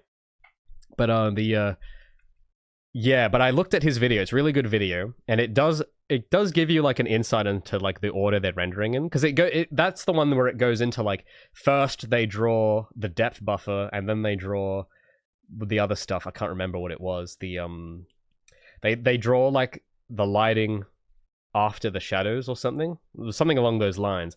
And then they draw like the specular on the character, and then they draw the like that was really cool to look at. But for a lot of it, I don't really know how to use that knowledge because it's just kind of beyond my skill level. The scene lacks bloom? No, I don't think so. I think there is bloom. It's soft. I think there is a bloom going on. I know that color is a big thing, but I don't know. It's just because the thing I'm studying here, the thing I'm trying to work out is how it is that it goes from looking that good to like, I mean, this is close as well, but there are certain angles where it kind of doesn't, like it looks unreal. I don't know how to explain it. But what I was saying is that the reason I'm even studying this is because I know that if I try to do the Unreal raster baked lighting way, which is what I have been doing so far, I know that I'm gonna have to like figure out exactly, because the stuff that video didn't go into was it only goes through like the rendering pipeline, but it doesn't tell you about the technique on how these would have been made. And like what light value is this set to? What's the ambient light value? What's the amount of bounces? Like, it doesn't really go into the artistic part. It's very technical, which is good. I'll give it that. It's a very technical video, but it's not a very artistic video. And I'm an artist. I'm not a technical person. So for me, I need something that, as an artist, I can understand. And the technicals, that's like graphics programming. Like, that is not, like, that's a different level that I'm not really at. So far in technical detail that you don't even know the job title. I mean, look, yeah, like, why would I know the job title? Like, I'm not a studio. Like, I haven't worked at a studio. Like, I don't know this stuff. I'm just a guy in his room trying to make an indie game. So, yeah, I'm not a wizard. I know that people think I'm this based wizard game dev that knows everything, but I don't know. Like, I haven't worked at Blizzard for 7 years or whatever. Like, I don't know this stuff. I just look at it really hard and try to figure it out. That's sort of my... but I guess seeing it, because I haven't been to college or anything, like, and I think considering those, the fact that I have no education and no work history in the field, I guess I'm not doing so bad, really. But yeah, but I mean that's why chat tells me. They tell me what the job titles are. But yeah, because this scene in the classroom, this looks great. But I don't know, because I want to know, is it because of the specific... Because what I think it is, this is my current theory, I think the reason this looks the way is because it's from a static camera angle. They've chosen a specific light angle with a specific color, with a specific shadow color. And if those are the reasons why this looks good, then that's going to be dangerous for me trying to do my levels. Because my camera is moving all the time. And I have to figure out better how to get the light and shadow to be the exact color I want. That's going to be the challenge there. Whereas with vertex shading, all of the Unreal getting in the way of things is not there. Because the reason this is hard to achieve is because Unreal will get in your way. If you want to get it so that the light has this gradient here, and it, I don't know, because I know it's something about the angle and the color, and Unreal at every point, you want to make, see how it's like slightly warm? Unreal will step in and say, no, you don't want it to be slightly yellow, you want it to be white. Or, oh, there's shadows that you made blue? No, you want to add 10 more bounces to those, don't you? And it's like, no, I don't want it to do that. And then you spend like hours fighting, trying to get the right settings. And if it's one of those things where it only looks like this because they've set the settings to be exactly right, see, I don't want to, like, that sounds like hell. Like, I don't want to do that. I want to be able to just do it where I paint it or whatever.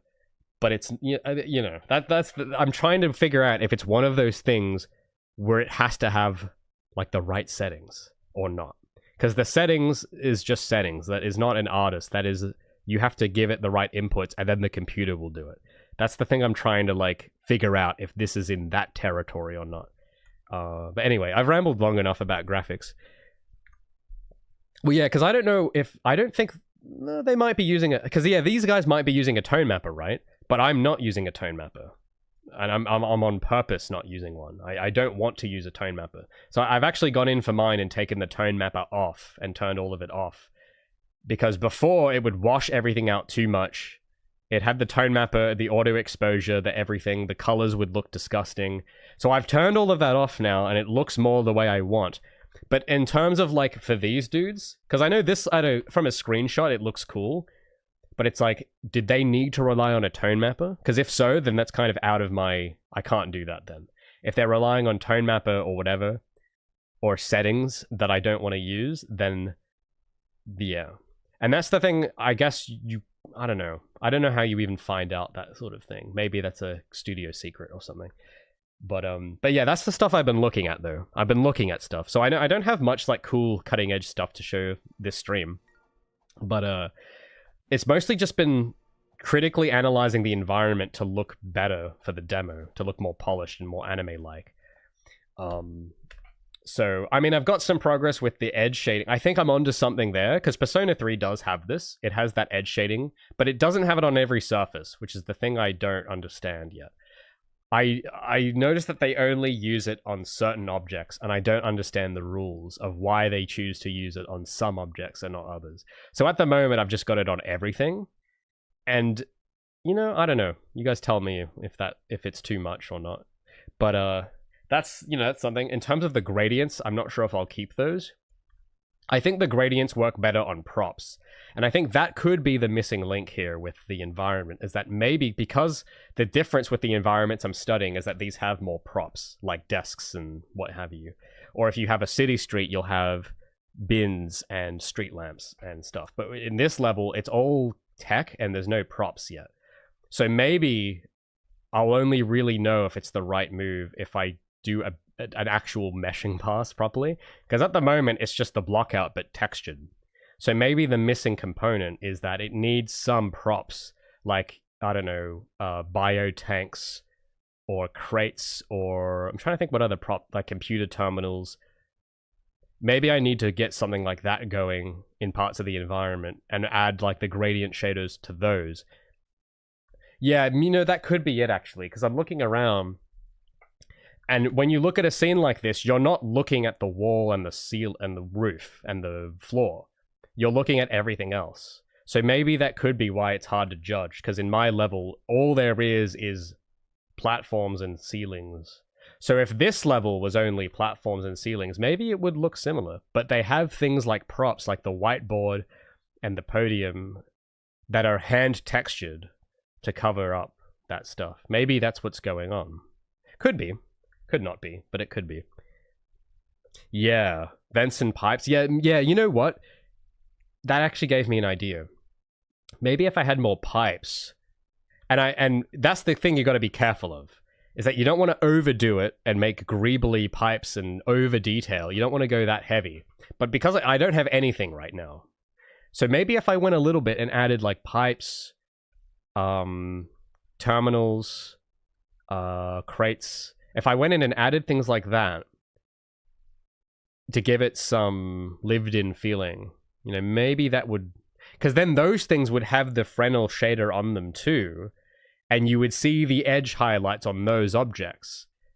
Whereas you can't really, in this setting now, you can only see it on the walls when you get close enough to them, but you can't actually see it on it because there's no objects. So that could be it. Maybe that's the key. Like if I had, I'm just trying to think of what objects you would put in. So I don't know, maybe that'll be my focus for this week, is trying that out. Maybe that could be it. Or trying vertex sliding. Because there's those things I want to look at, right? Oh yeah, the door with the doors, that the doors are cell shaded. The attitude I had with that, because I made these doors a while ago before I did everything else.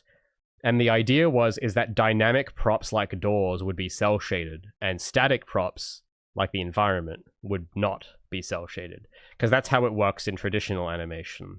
When you have objects that are moving, they aren't cell, like, you guys have seen it, right? Where you have like a character that's walking on a cliff, and then there's going to be a part of the cliff that falls off.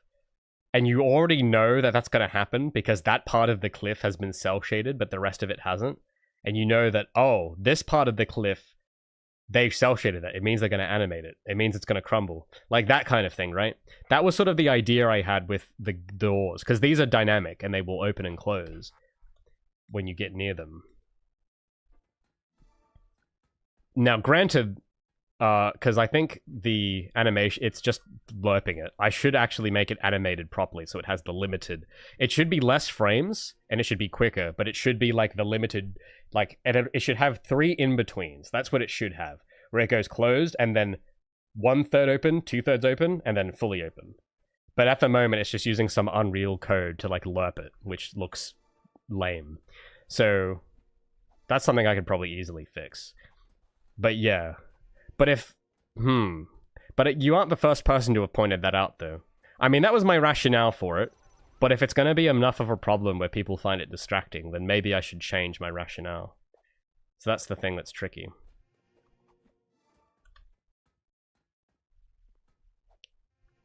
You see it opening and closing when I get close to it. Now imagine if it was limited animation instead. But yeah, but if it looks too weird, I don't know. But then I'll have to like remake it. But I at the moment I kind of don't have time to remake, because if I'm going to be doing props, I would have to focus on modeling new things rather than fixing old models. But yeah, I'll have to think about it. You think it's neat? Thanks, Grains. Does your game have a commercial? No, no, it doesn't. That'll come later. When the game's like closer to actually being finished, I'll be able to finally do a trailer. I do have like some videos on my channel showing gameplay, but I would not count those as trailers because I didn't really put in any effort. It was just to show off the current state of the game. But yeah, no. Commercials though, man, I would love to work on commercials, but we're not there. We're not there yet. What do you mean by limited animation? I mean like kind of like the way Gabi's animated, where every single keyframe is hand chosen and not just interpolated automatically. Now, it doesn't necessarily mean lower frame rate, don't get me wrong. It's more to it than just lower frame rate. But in Gabi's case, it means that every single in-between is chosen. So that's actually part of the progress this week as well, has been working on this video about her model. And the animation side is going to be its own video because it's so complicated. But it's more than just limiting the FPS. Like, that's what I did with her old model, and it was awful. But this time around, I literally every single in-between pose I did manually. That's why it looks the way it does. But it's more than just cutting the FPS in half. You got to do a bit more. For a door, though, you probably could just do that. Like, that would probably work fine for the door. But for Gabi's model, I had to do a lot more effort than that. But yeah, so most of the other work this week has been, so I redid the website design, I did the mailing list, which you should check out, by the way. I'll post the link again in chat for those that missed it. If you go to projectfeline.com, we got the new website design with a email list at the bottom so that you don't have to rely on the YouTube algorithm to remember my game exists. Because I'll be posting, whenever I post a devlog or something, I'll just send you a direct message instead. So I don't have to rely on making a thumbnail with like a big yelling face in it so that I get your attention. But yeah, so I've been working on that, and I've been trying to do more look dev to make it look a bit less PS2 looking, which isn't bad. I think worst case scenario, it isn't so bad if it looks like a PS2 game, because PS2 games look pretty good. But I'm trying to push it a bit more there. And I've also just been working on this video about Gabi's model, and I've made some progress with it. It's just, again, because it is very hard to make it entertaining and not a technical bore fest, like just completely snooze fest boring with all this detail about modeling. So that's the thing I've just been working at, and I'm going to work more on it this morning and maybe this afternoon as well, because I want to get that out soon. PS2 to PS3. Yeah, that's a good way of putting it, actually. Yeah, it's been trying to push it from PS2 to PS3. Yeah, that's a great way of putting it. Achabe says, I think it's really good to keep the moving object cell shaded. Thank you. Yeah, that's kind of what I thought too. It's just, I don't know. I guess I'm not doing a good enough job, I think, if people are thinking it's a mistake, you know? Like, if people are pointing it out saying, oh, is it meant to be like that? That I've done something wrong, but I don't know what. Maybe it could just be the animation. If that's all it is, then problem solved. But if it's deeper than that, then I don't know. How much stuff of game dev is trying new things and ideas and deviating from the original project? Oh, that's a tough question. Because what is the original project? How do you even know what that is in the first place? That's kind of the main challenge. This entire project is a new thing for me. I haven't made anything like this. So it's everything is like that, where it's like, oh, I need to do this thing. I've never done it before. I guess I now have to learn how to do this thing. And then I have to do the thing. And then I have to do it good enough so that it stands out when competing with everyone else that's also trying to do the thing. So that's sort of how it is for me. If I was a grizzled veteran, however, it might be different. But that's not me. The original project that you originally wrote down. Because I don't know, I didn't really write it down. I get what you're saying, though. I will say, though, that the current thing I'm doing is a lot closer, but deeper, insofar as the original thing, than what I was doing the last couple years. Because the trick is that if anyone's tried making a project before, you'll realize is that the first thing you write down is usually bad. But you don't know why yet, and your journey will be finding out why it's bad, and if it's salvageable. And I think for Feline, I just so happened to luck into something that was, like, not bad. And I don't know why it wasn't bad at the time. But it's hard to say if there was an original thing because it was so iterative. Like, the first like, dozen devlogs, literally the idea was being constantly played with and changed because I would get so many comments on the videos. And it would be like, oh, you should try this, you should try that. And I went, okay, well, that's what the players want. So I would try stuff. But I think I went a little too far. And I didn't spend enough time thinking of an original thing. I just kind of went, oh, whatever I think is cool. And then other people thought that was cool, and then wanted to add their thing that they thought was cool. And then that kind of led me into a period of development where it was really difficult, where you're caught between trying to please everybody and trying to do something of good quality. And you can't do both. Because if you try to please everyone, it's just a massive fat compromise, and no one's happy. So, and I wasn't happy because it was like, I didn't know what I was really making for the first, I don't know how long, because it was just experimenting and iterating. That's sort of been the whole thing. But I'm at the stage now where I understand the original spark, because there was an original spark, but it wasn't like a written down 20-page design doc thing. I do think that's kind of a waste of time to do anyway. But it was a feeling. It was more of like a vibe and a feeling, and I was like, this... But when you don't understand how vague a vibe and a feeling is, you get sidetracked. But now it's like, I know the vibe and feeling, and I know why the vibe and feeling of this as well. So it's easier to stay on track. But because I'm not a 20-year industry guy that knows everything, because I'm not that person, it does mean that everything you still have to learn the first time. But in terms of like the direction you're going in, I would say it's definitely a lot less of the, what would you call it? I'm deviating a lot less, to put it that way. Like, I know what I clearly know what it has to be like. Whereas like 2 years ago, it was like I didn't have any confidence it would like in what it was meant to be. Like, I had some inkling of an idea, but there was too much uncertainty. So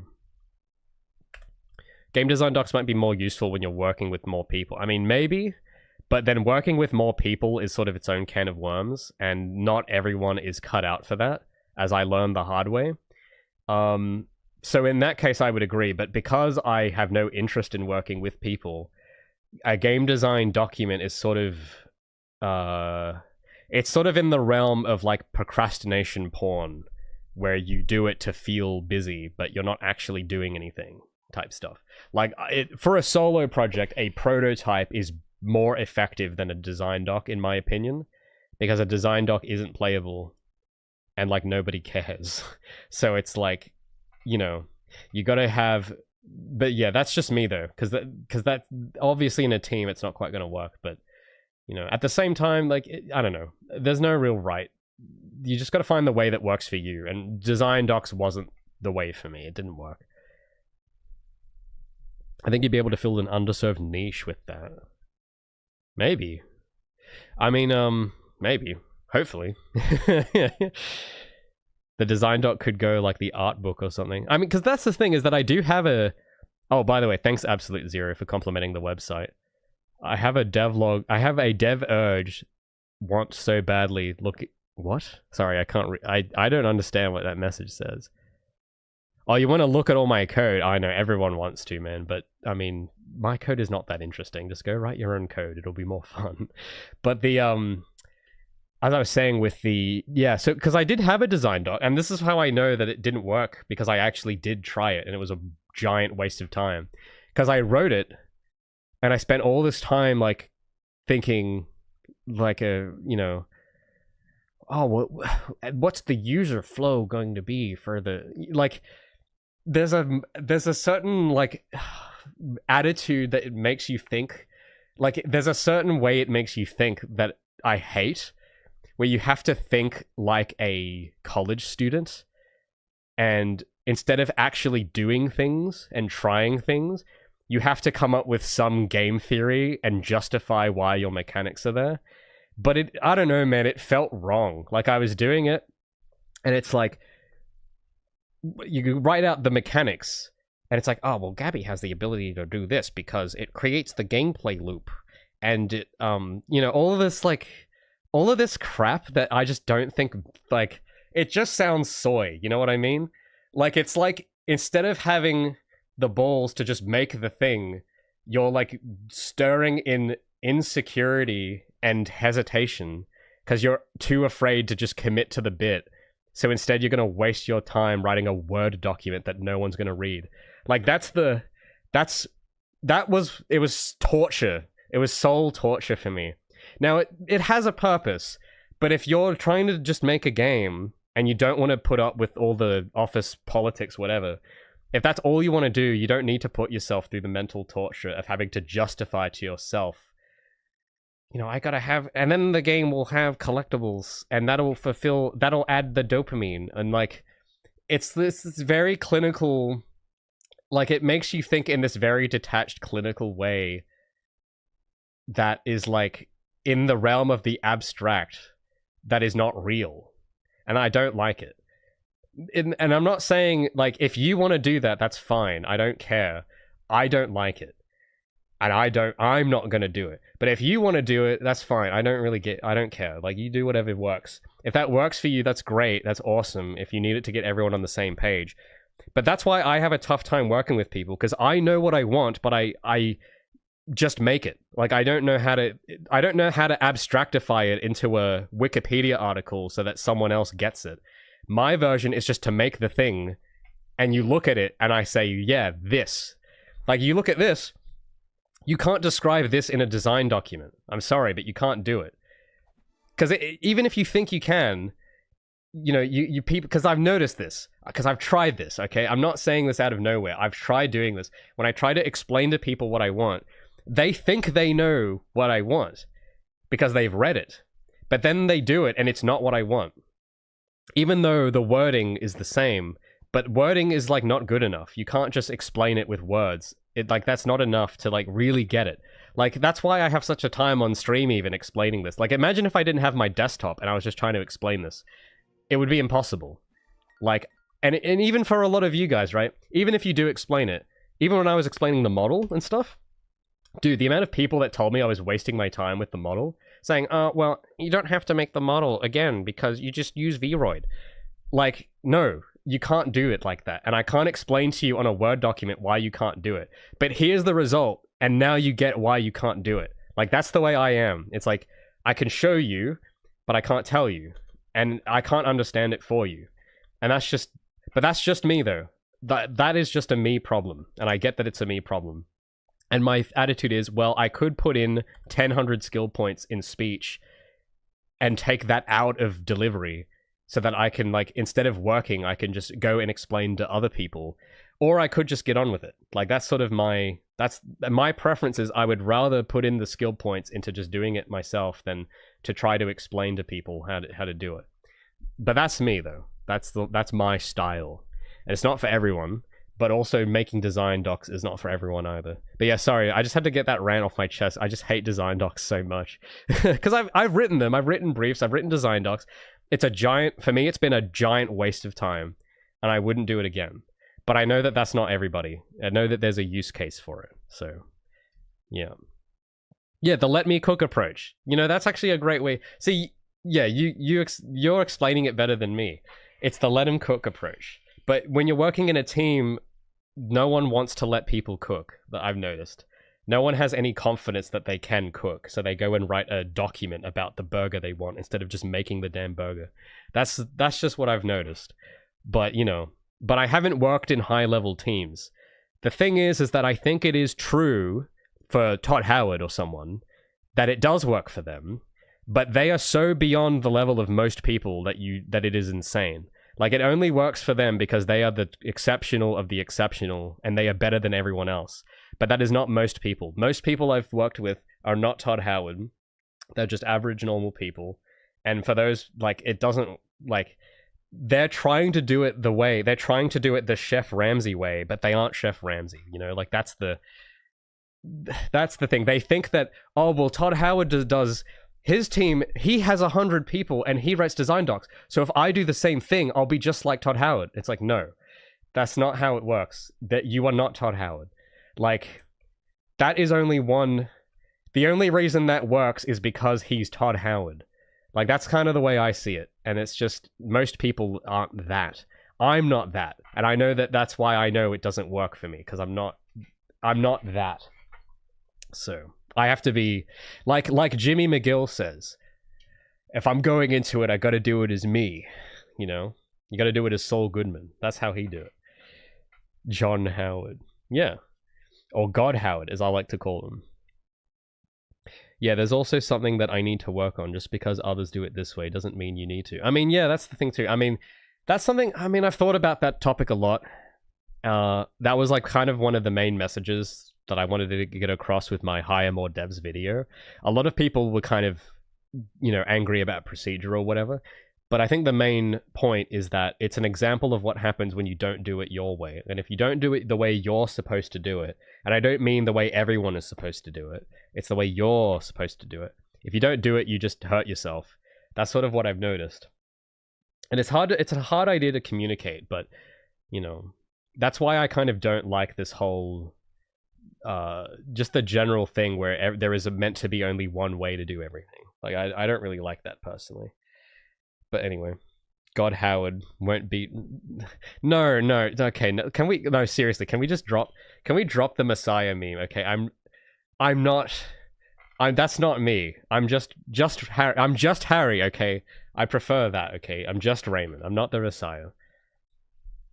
This just in: Raymond Cripps is not Todd Howard. It's true. It's true. Speaking facts right now.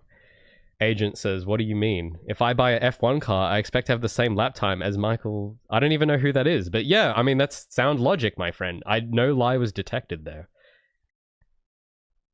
Red says, I feel Kanban is more useful than a GDD as a solo dev. I mean, yeah, it can be. I mean, I've tried Kanban as well.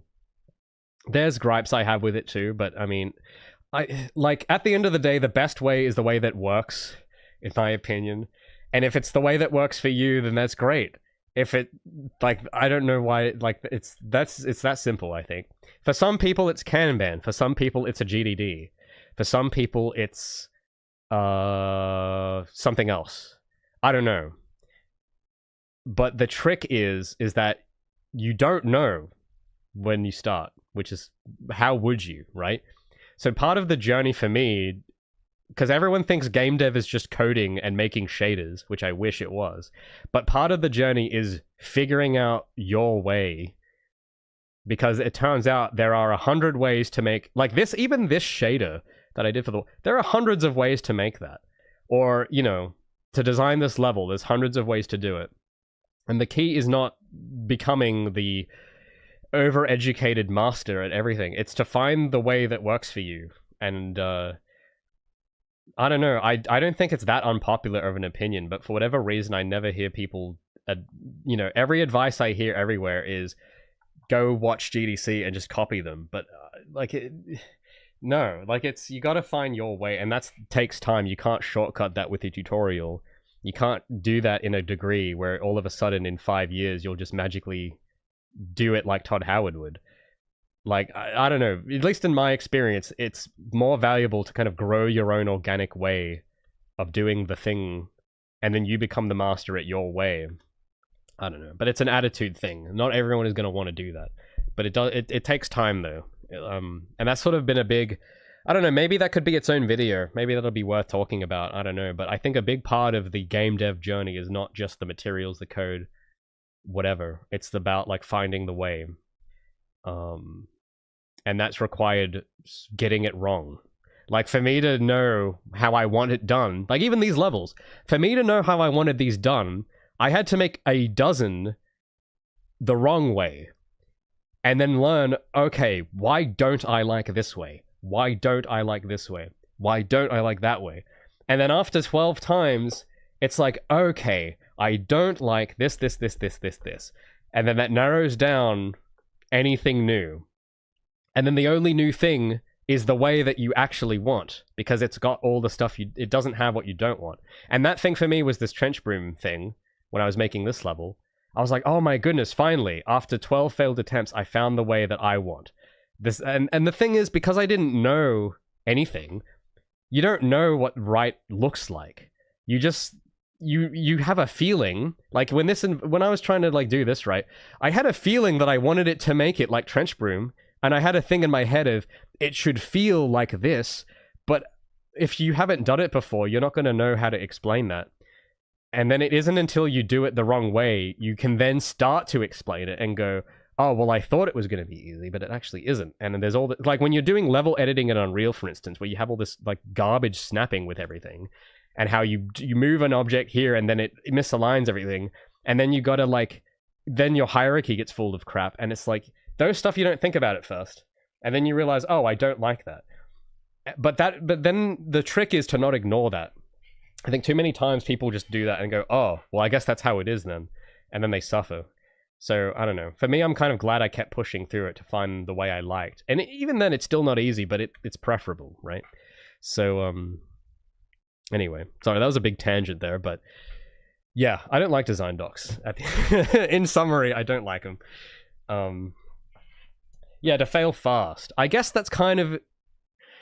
Yes.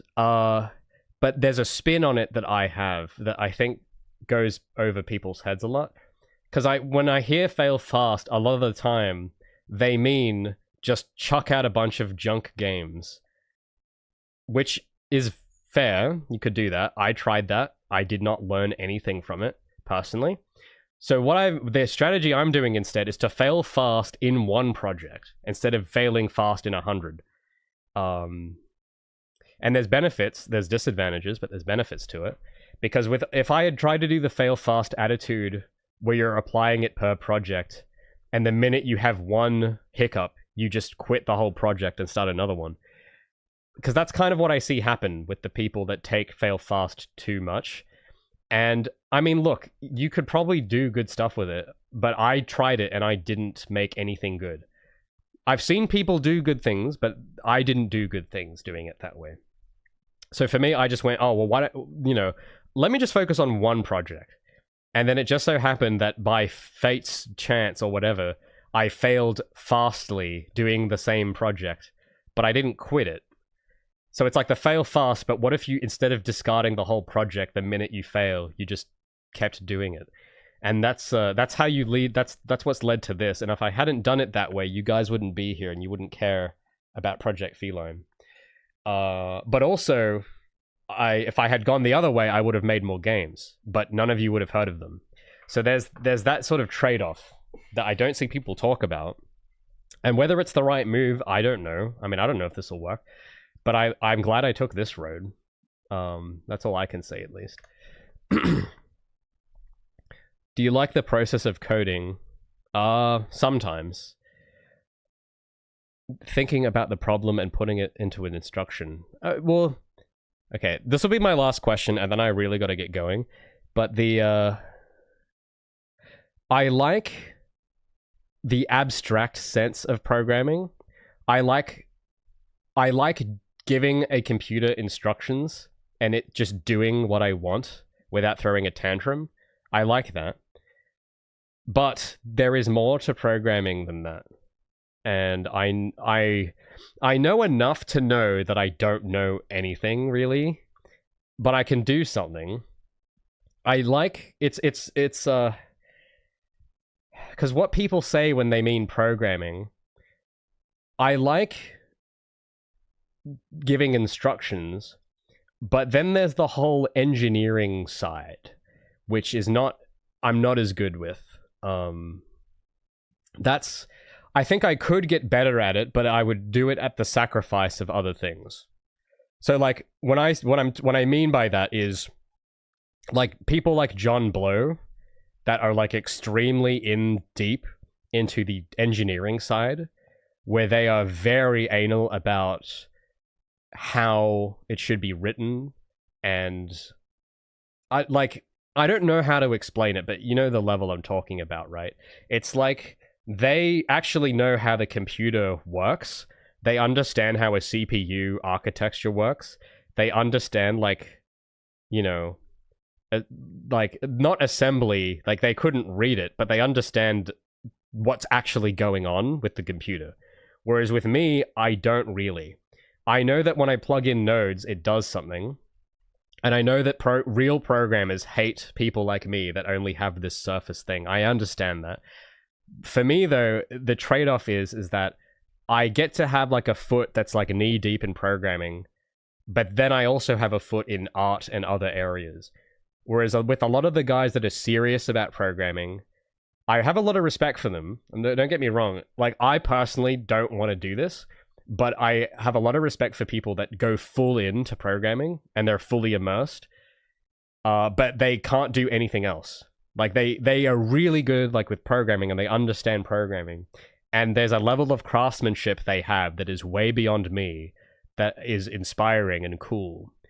But they sacrifice everything else. So they can't draw, they can't make videos, they can't make music. They can only really do one thing.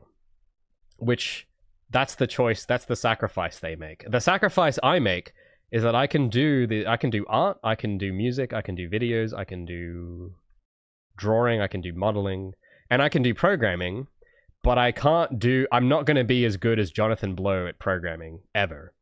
Like, I will just not be that good because of the skill points I've chosen. I'm not going to be at the level where I can understand assembly or understand what the optimal way to talk to the computer is.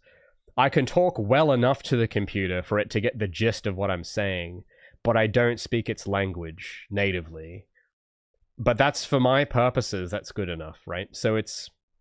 I enjoy that level, and I enjoy the process of solving problems, but I kind of treat everything that isn't programming the same way. So that satisfaction of deeply solving problems, I derive joy in that from art as well.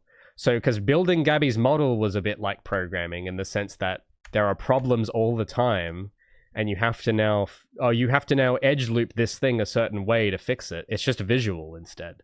But it's all problem solving. It's all forms of problem solving, and I like it. It's just I like it in a broader sense, in a big picture sense, rather than a sense specific to the domain of programming. So yeah.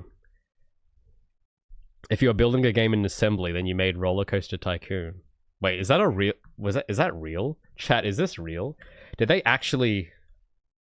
No. Did someone actually... Roller Coaster Tycoon assembly. I gotta look this up.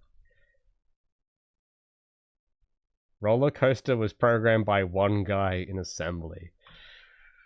Whoa. Okay.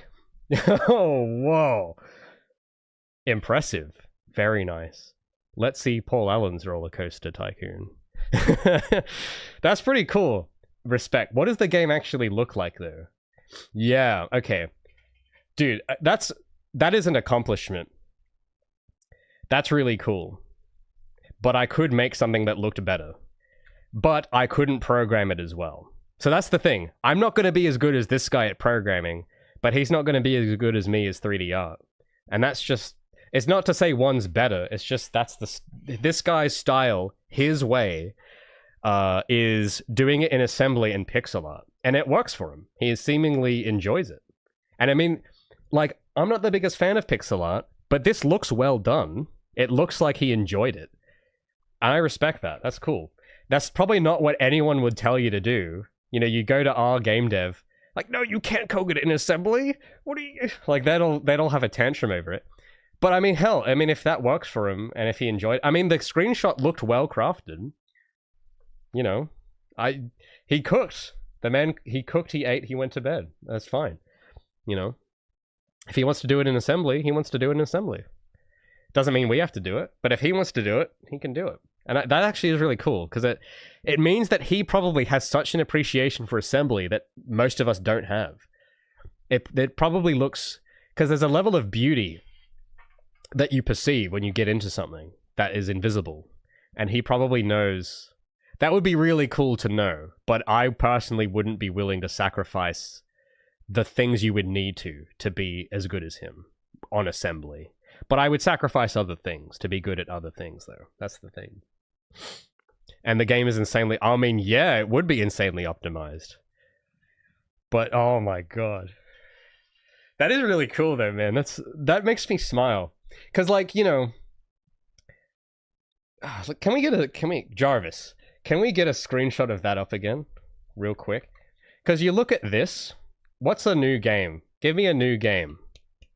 I don't know all the new ones. Give me a game that just came out, like, this year. Give me a game title.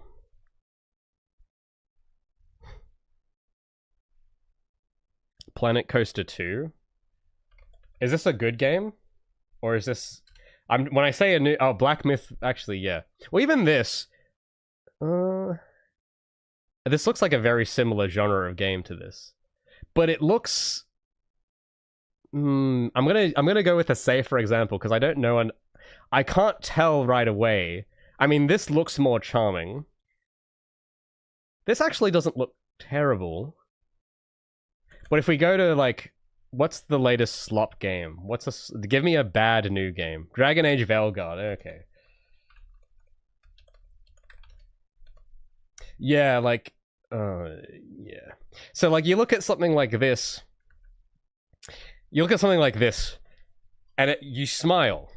Even though it's assembly and it's pixel art, you smile because it was made... I was saying this at the start of the stream. It was made with this... There's a spirit that's been interwoven here. I don't know if you guys see it. It's not a visual thing, but it's a thing that you just perceive with the choices that had been made. There is a spirit of enthusiasm woven into every pixel you see. And then you look at this. Like, my brain hurts. Like, I took psychic damage looking at this, dude. No, I gotta go back. Okay. You see the spirit, man. The spirit. And then you... Oh, no. I can't look at the other too long. But you get what I mean. Like, yeah. I don't think I need to say anything more than that.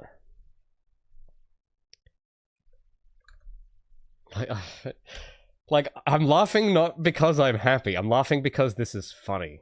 But not for a good reason. Like, the face kind of says it all. Like, this is me. Like, this is my brain right now looking at this. It's in agony. Anyway. This actually looks kind of okay, though. I don't know how this looks in motion, but it's colorful. I like that. This, though, is... Like, this is just... Oh, my goodness. Like, the thing is, though, is that it doesn't hit you immediately. If you were to stare at this for a few hours, it would hit you. When you think about the guy coding in assembly, when you think about him placing each pixel, like, when you imagine being you... If you imagine you making it, then you become, like, inspired, in awe. But it isn't the kind of thing that dazzles you immediately, because it isn't supposed to. But it's gonna age very well. I can just see it, man. It's... I mean, how old is this game, even? This doesn't look like a new game. What is it? What was this called again? Roller Coaster Tycoon, was it? When did this even come out? Oh, wow. So it's already... Dude. That's even more impressive that it was done in the 90s. So this guy made it without needing to watch YouTube tutorials to do everything. Like, that's a whole other... That's the thing that, as well, I was just thinking about this morning. I think we don't realize how good we had it in 2002 or 1999. Because these dudes, I think there's this general thing where people confuse game developers with these guys. But I'm telling you, man, these guys that were game developers in 1999 are not the same people as game developers now, okay? Like, I'm not this guy.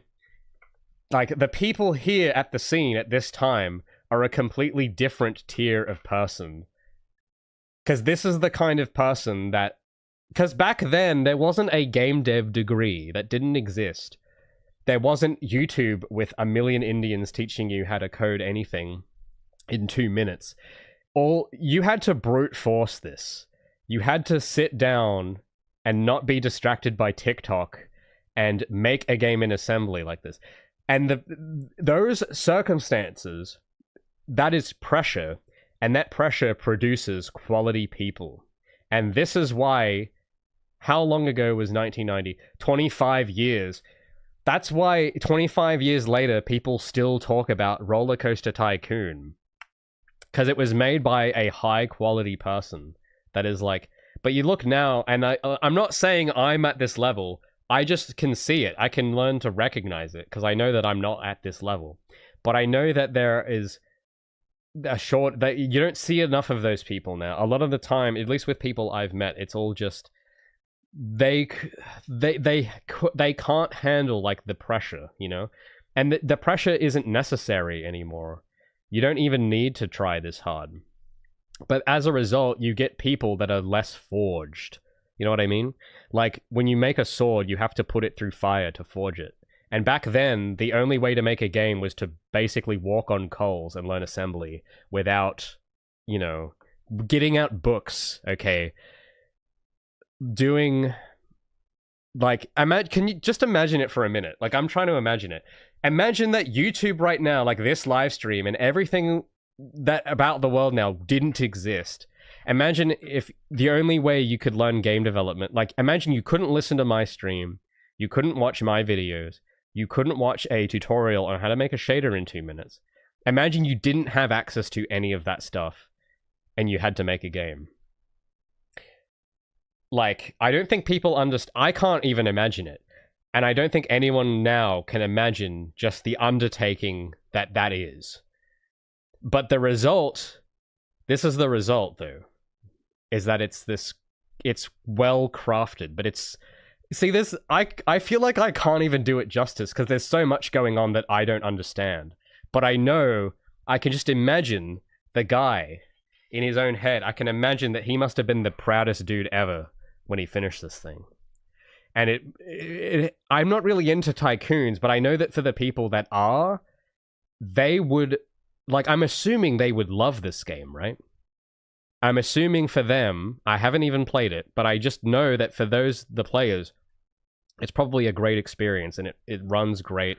It feels like a joy to handle. Like, I don't know, have any of you played it? I'm just speculating based on the principle, and I'm just making assumptions. But I don't think I'm that far off. I imagine for anyone who's played it, it's probably good, right? The game is fire? You played the hell out of it? Okay, so I'm not wrong then. Because I'm just based on the craft. That's all I'm judging it on. I'm not into this genre. I'm not really into... This isn't for me. But I know that whoever it is for, it's like, it's for them, you know? And that's because it's made by a guy that suffered and basically like hung himself on a cross to learn assembly and make this. But that, because going through that process, it changes you and it puts you through, like, when you make a game where someone hasn't gone through that, when there isn't like a sacrificial part of it and you're not crazy obsessed with it, it shows. And no amount of like bloom fixes that sort of thing, right? So anyway, that's just what I'm seeing. There's nothing to do with my game, but it was a cool tangent nonetheless. It came out on Switch, so you're telling me that it's still in print? That's crazy. What game do you know that is still in print 25 years later? I can't name a single one, dude.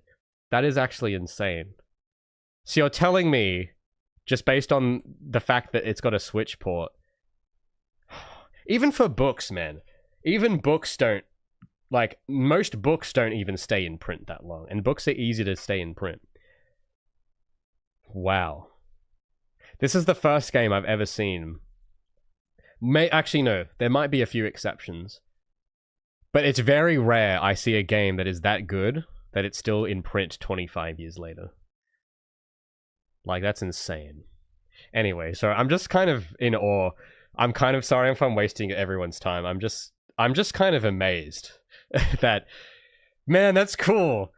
Look, I'm not that good. Okay, don't expect that I'm going to be that good, but I respect that a lot. I respect that. That's really cool. That's actually quite inspiring. But no, I'm not good enough. I'm not able to learn assembly, so don't expect that from me. But I'm trying in my areas, okay? I'm not very familiar with assembly. But I like art style, and I like my gameplay I've got. I'm trying. I'm not going to be as good as that guy, but I'm trying. But, Pong on PSX. I haven't heard of that one. They have expansion packs too. Oh, that's crazy. Man, that's cool, man. See, that's the kind of game, like, it's not my genre, but that is a quality product. You know what I mean? And I think I can't imagine anything cooler than getting to make a quality product like that. Like, that to me seems so cool. I could die happy if I happen to if I luck into the timeline where this ends up on that level somehow, and if people in 25 years still go, man, this was epic, I could die and be happy if that happened. Even if it didn't sell like 1 million or whatever. Even if it didn't get a big billboard in New York like every game does now. Even if it didn't do that. If people still 20 years from now thought it was cool, that would be so freaking awesome. But anyway, Anyway, I gotta get going though. Thanks for showing me that. I'm gonna try and work more on these shaders for next time to get the sort of the gradient thing improved, to try out. I'm gonna try vertex lighting. I don't know if it'll work, but I just want to see. I just want to find out. And yeah, check out the website and sign up to the email list. I'll paste the link again because I have that now working. Let me type that and paste it. So head over there, subscribe to the email list so that the algorithm doesn't part us, or subscribe to the channel. But I guess you subscribing on YouTube doesn't really do much nowadays, does it? But still, do it anyway. All right, so I'm gonna see if I can work more on this. I'm gonna work more on the video, and I'll see you guys next week, Friday, for more progress. See you next time, guys.